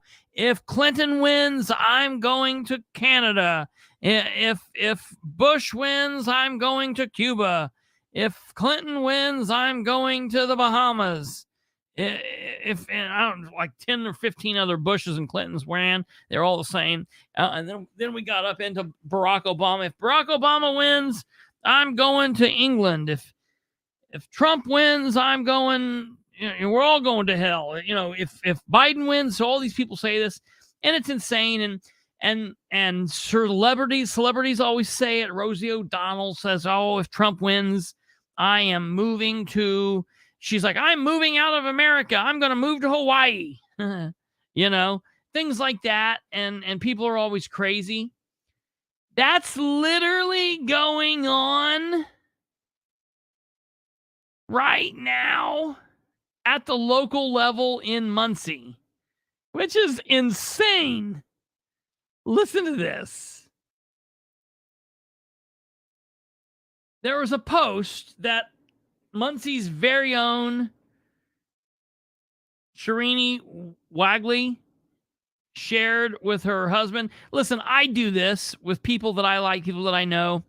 I will share old properties. There's those pages for the love of old homes and whatnot, and you share them with your people that you're in your life, your husband, your wife, your girlfriend, your parents, your family, whatever. Look at this house. All right. What a beautiful home. People do it. And I'll say it. I'll say, look, I'm moving to the Netherlands. Look, I'm moving to Japan. I'm moving to Nova Scotia. I'm moving to St. Thomas. Wherever these homes are, you always say that jokingly. Shireen Wegley says, Matt, let's just move to Red Key. I mean, like, what the hell's in Red Key? So she shares this post.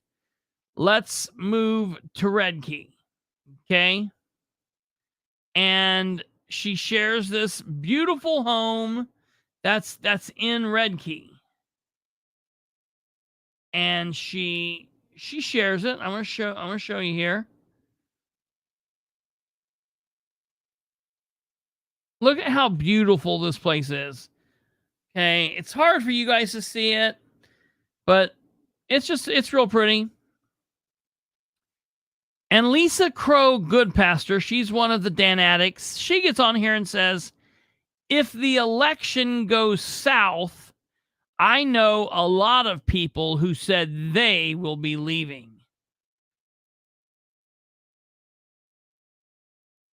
Look, right here it is.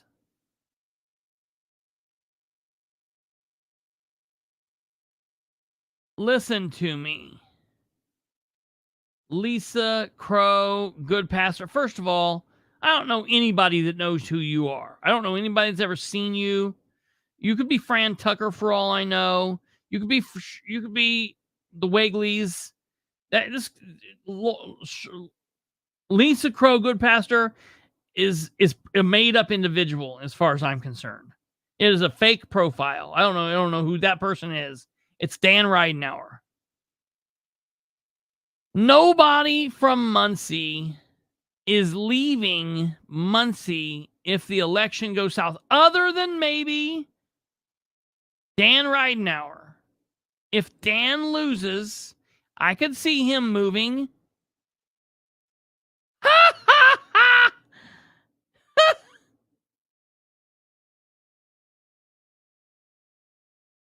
Look at Rex Peckinpah with the jokes. Here's this. Yeah, look at this. Man, those are that is really. Look, I would move there. I would go there. Oh, so it did. It did used to be a church. That's an awesome property. I wonder if the Wigleys would let me move in with them. Well, depending on how this election goes, I might just move in with the Wigleys. Wow. Dude, I could put my drums up there on that stage. This is beautiful.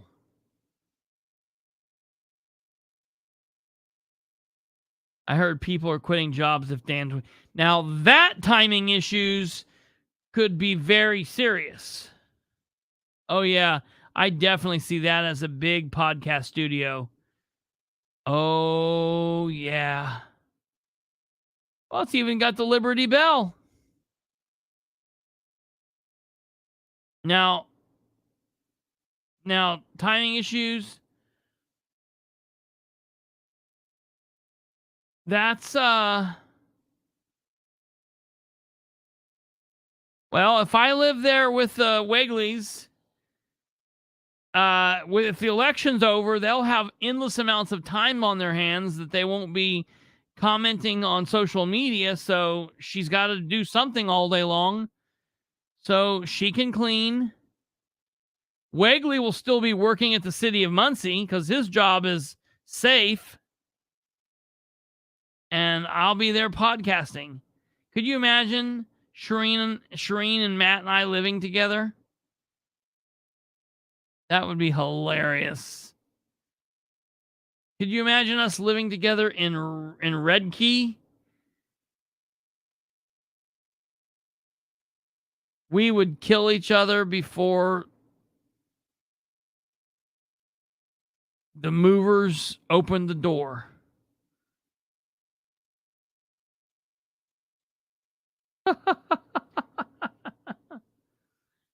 Shreen talks about me all day, Christopher. That's what I'm saying. We can move in. It'd be great.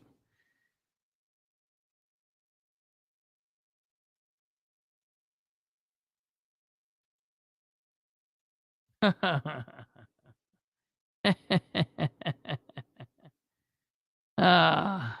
house is big enough we wouldn't have to see each other. I want to. I for one time, I want a podcasting studio in a basement. So I call the basement. Oh no, it's a 1-bedroom with 1 bed. a single cot. I did not need that. We in sleep my- like this. And then when we get cold, we file back down. Okay, I just didn't need that picture in my head. What happened in court today? I'll let you tell them. Yeah.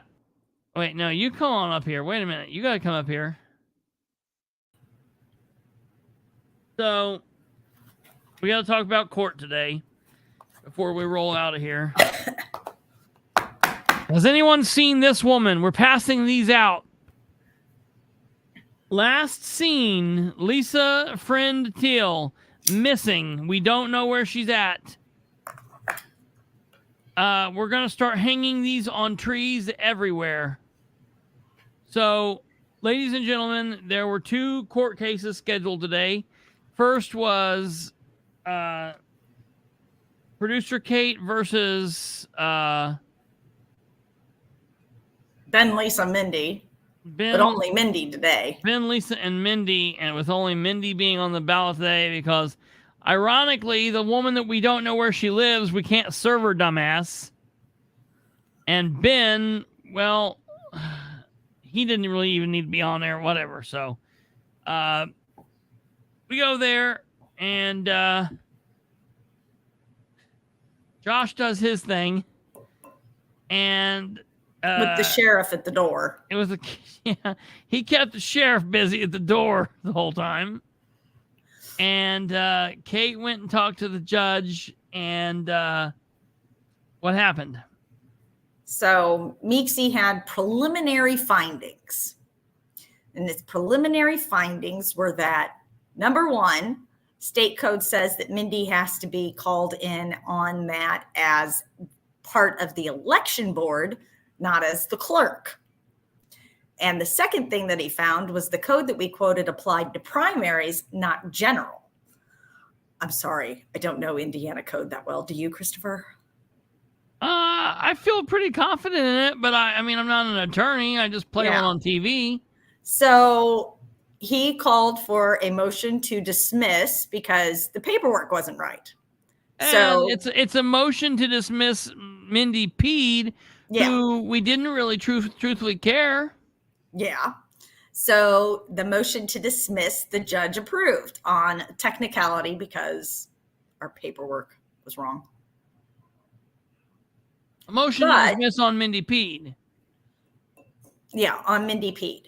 Okay. And the other ones, he was saying that he didn't think there would be time to get them served properly and hear it before the election. And he's right. And the biggest number 1 bullshit is in the paperwork, it clearly stays here. Defendant Melinda Peed is a citizen of Randolph County, state of Indiana, and is currently the elected county clerk of the circuit court in Randolph County.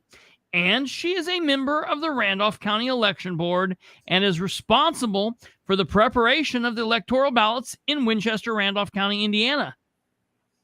So I'm not 110% sure what the hell was going on because it does. I knew it did. I knew I listed that in here. I'm reading it right here. Yeah, but that was in the narrative, not at the top. Okay, you don't need anything at the top. That's just to identify who they are. The verified complaint is the information. I know that, but that was what. All right, I'm just saying. I was dismissed on. Yeah, I'm just saying. When you said when that was said, I was like, I know I put that in there because I also put it in there about Ben. Ben is a citizen of Randolph County, state of Indiana. He is currently the chair of the Randolph County Republican Party.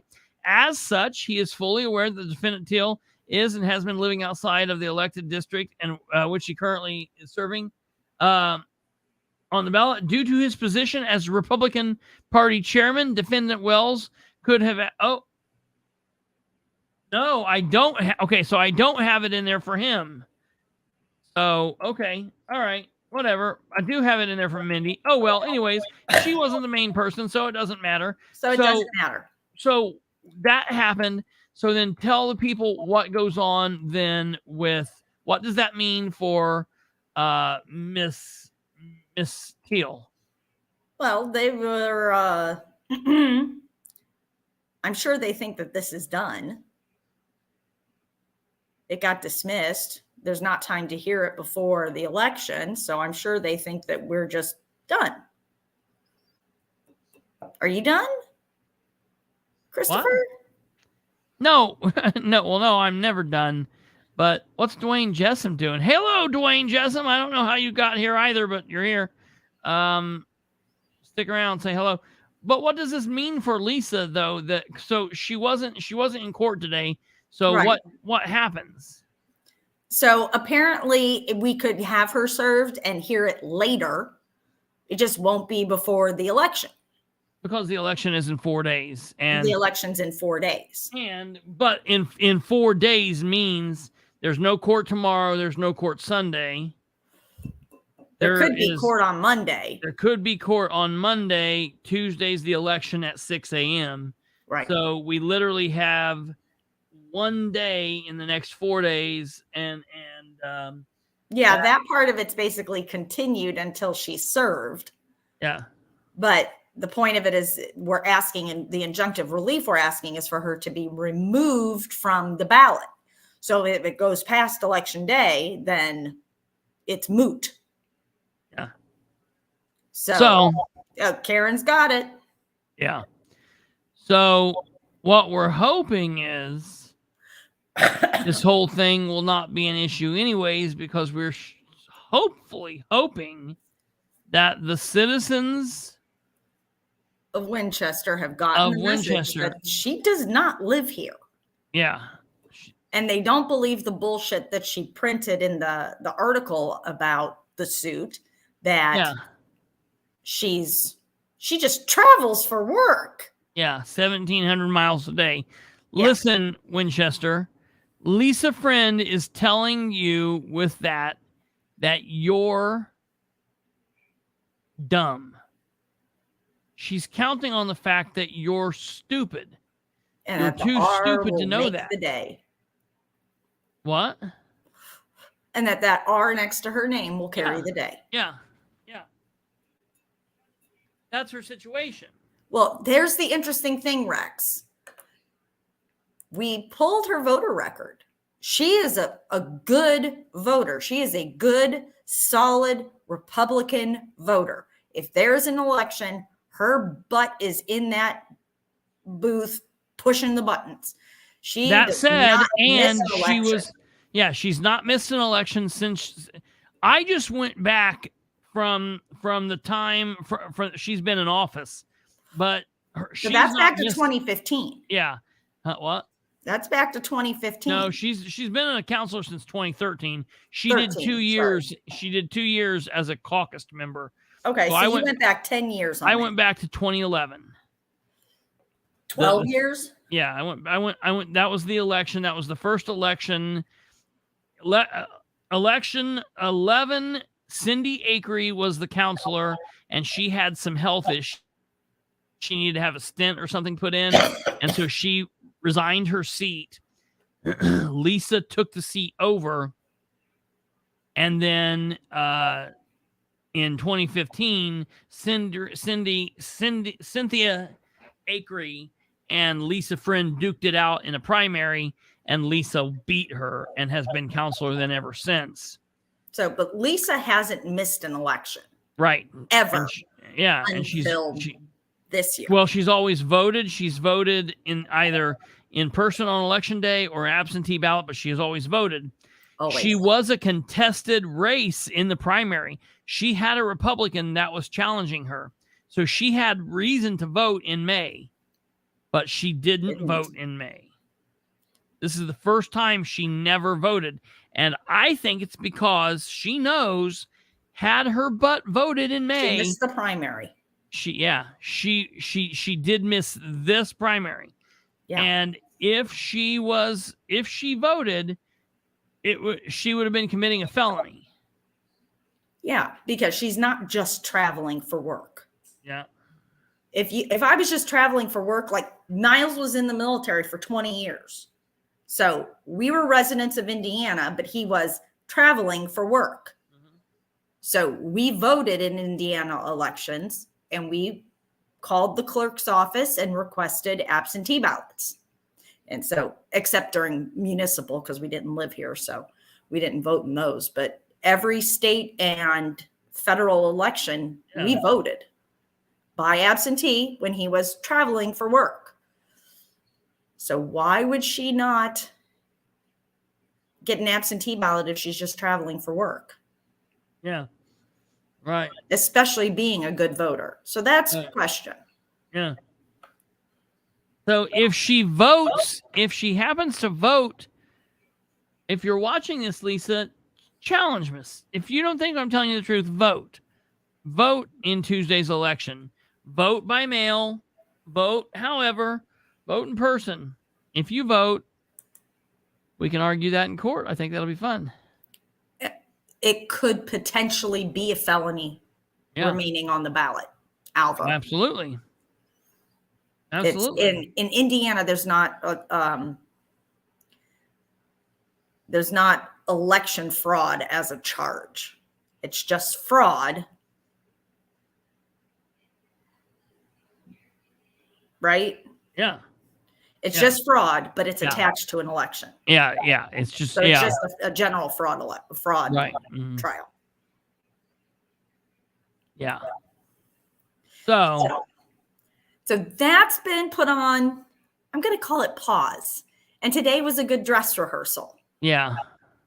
Because hopefully Lydia or Joan Or both. take the election. What? Well, it's Lydia or Joan takes the election, and if they don't, both of them challenge. Oh, well, yeah.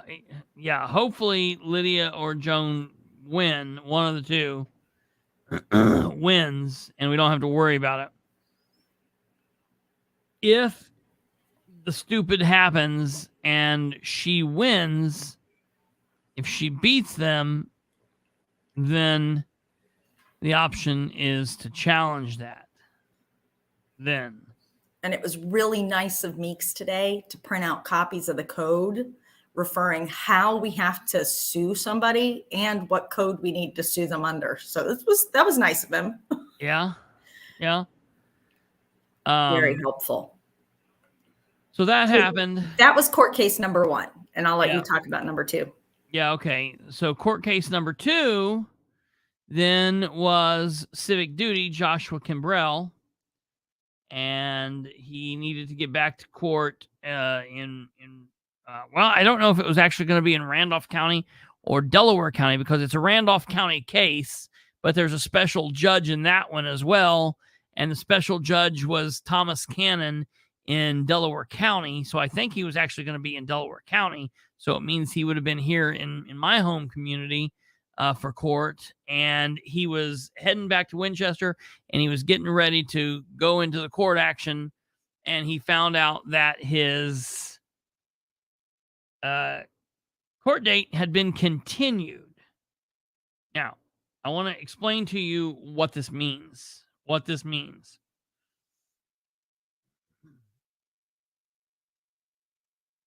He went to J.D. Prescott's picnic that was open to the public on Saturday, 26th of August.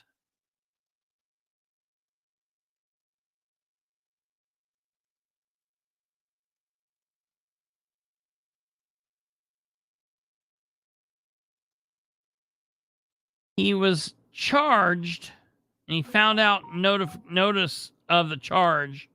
He was found on the 6th of September. So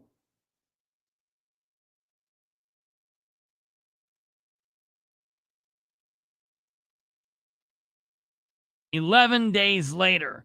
So it took 11 days to charge him.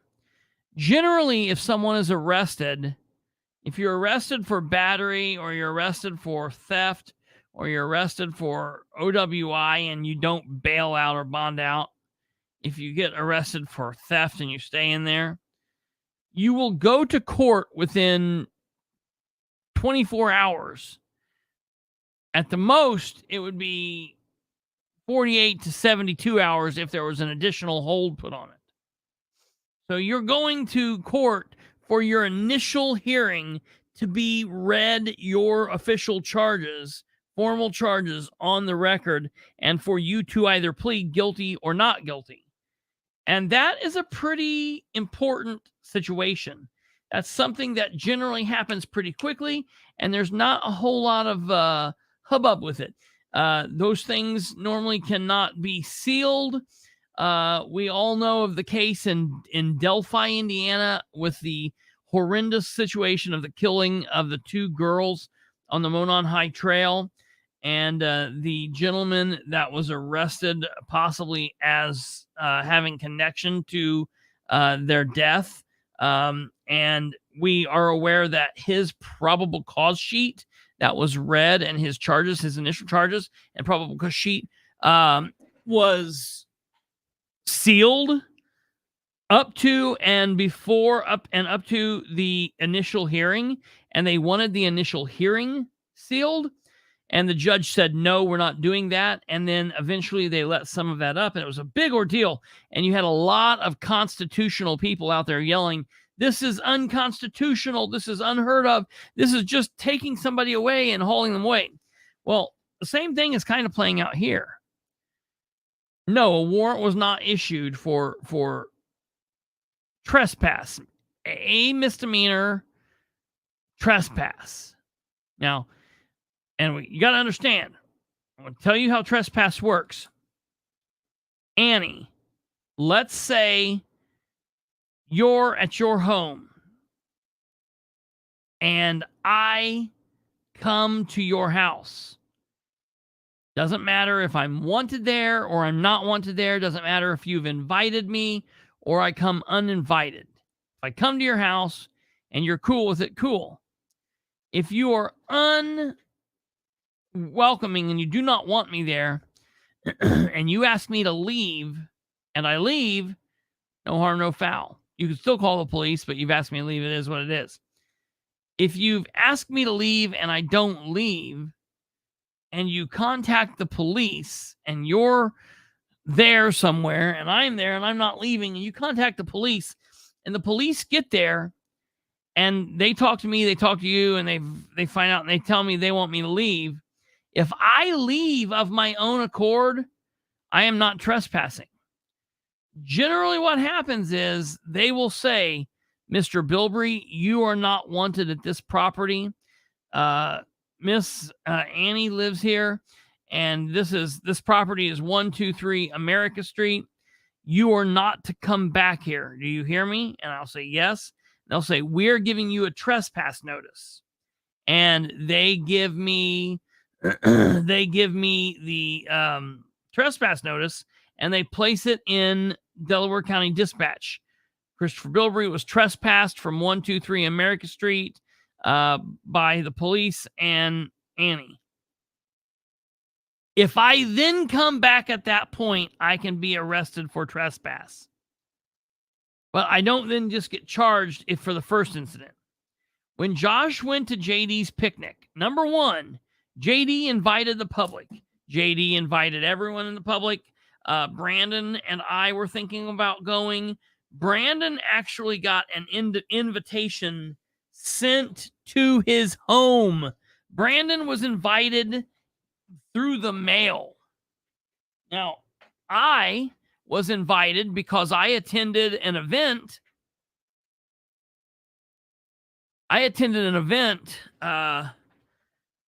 A week and a half beforehand, and at that event, JD had brought flyers and had passed the flyers out, had pinned them up at the door, put them on the table, and I picked one up there. And it said on that flyer, everyone is welcome. Bring your whole family for a fun day of food and family fun. Come out, listen to the speakers. There were lots of candidates going to be there.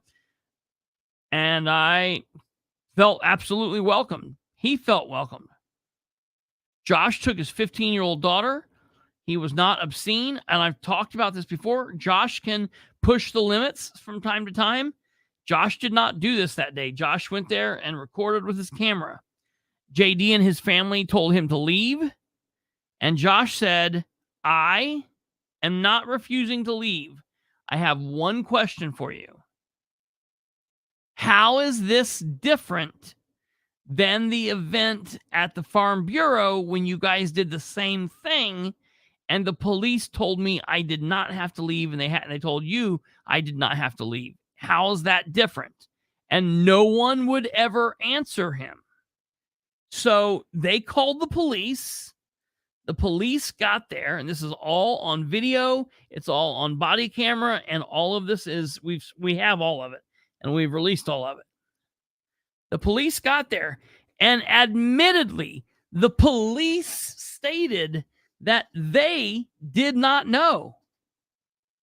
They didn't know if it was wrong. They didn't know if it was right. So they called their supervisor, the sheriff, and the sheriff said, I don't know. Let me call our legal department. So the sheriff contacted their legal department, the attorney. And they talked back and forth. Josh was there talking to the dad, talking to everybody involved. At one point, Josh said, am I detained? And the police said, no, you're not. And Josh said, okay, can I go back into the party, into the event and record? And the police said, yes, you may. If we need you, we'll come find you. Josh went back in. At that point, the police let him go back in. That's you it's there in black and white and color and every other thing.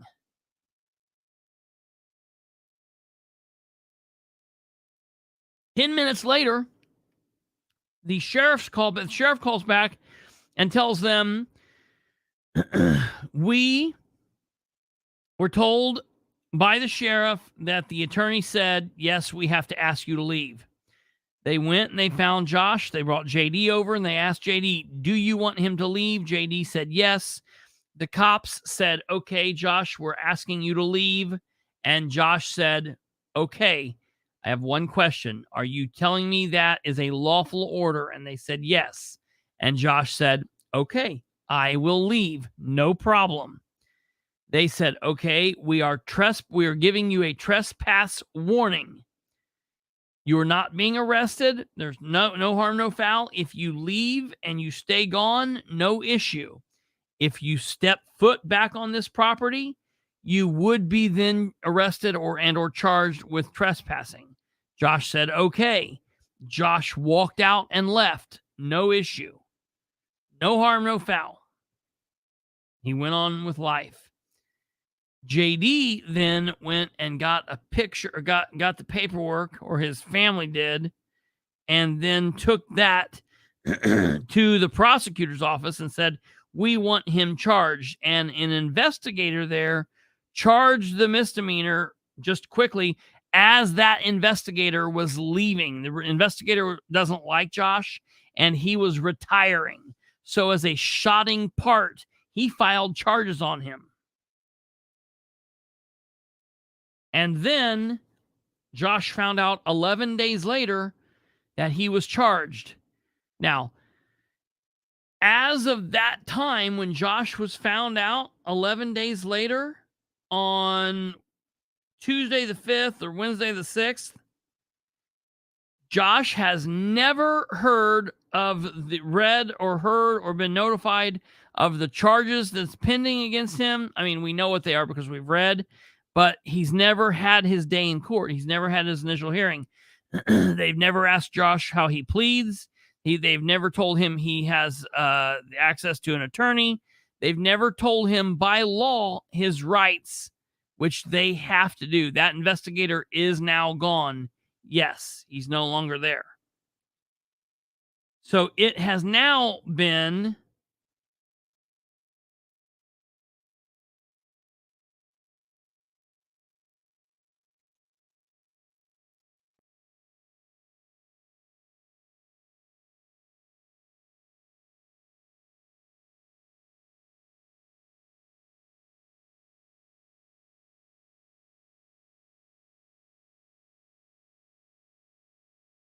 dang.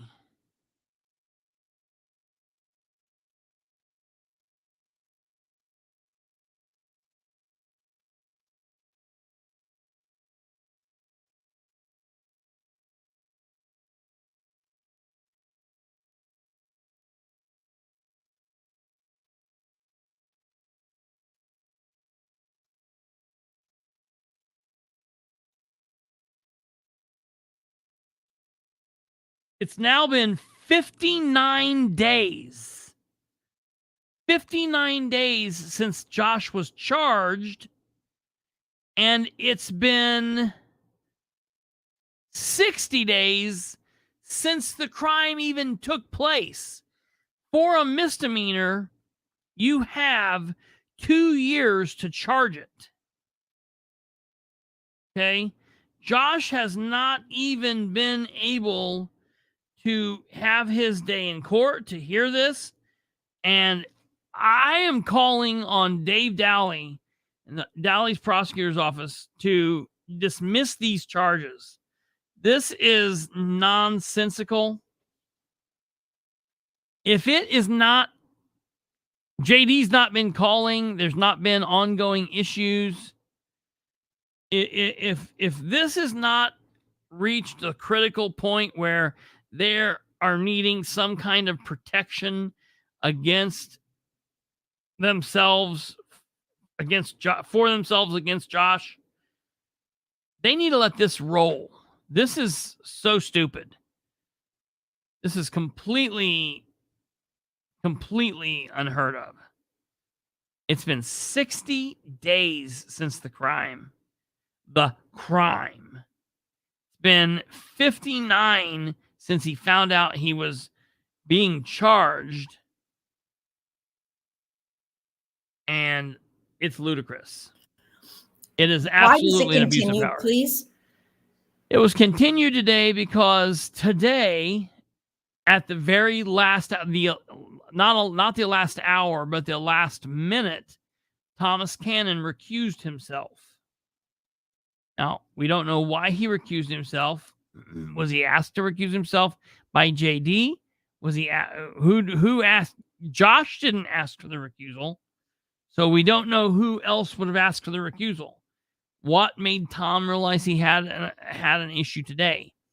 So it has now been kicked up to Brian Hutchinson in Jay County. And I've heard good things. I've known Brian. I've heard some bad things. He's had issues in his past himself, but I've always heard he's been fair. So I guess we'll see. That being said,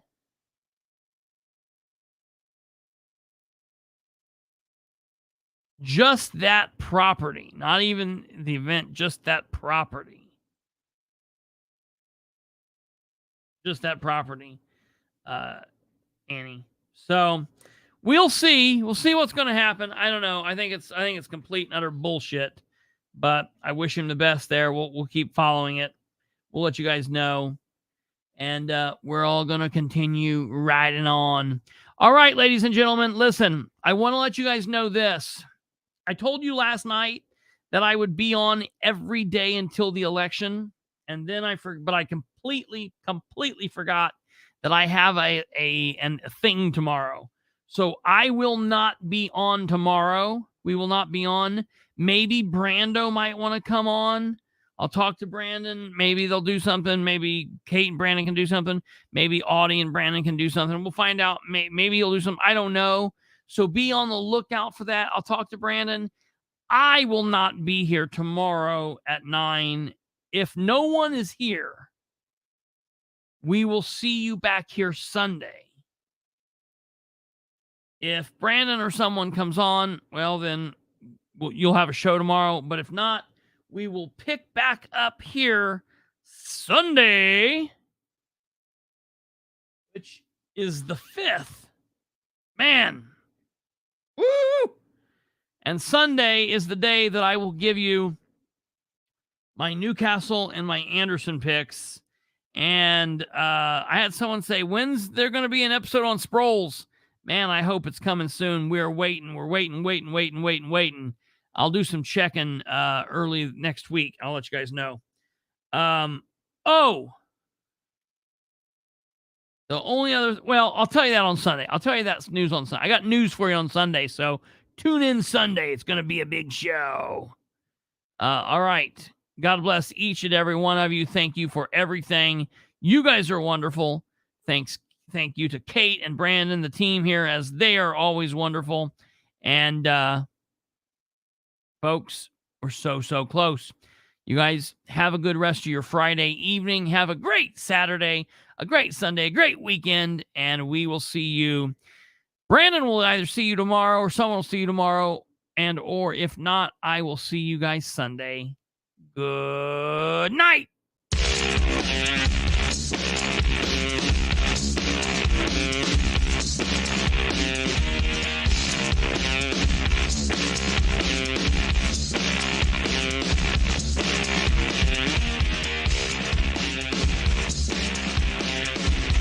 The Anderson picks will come Sunday.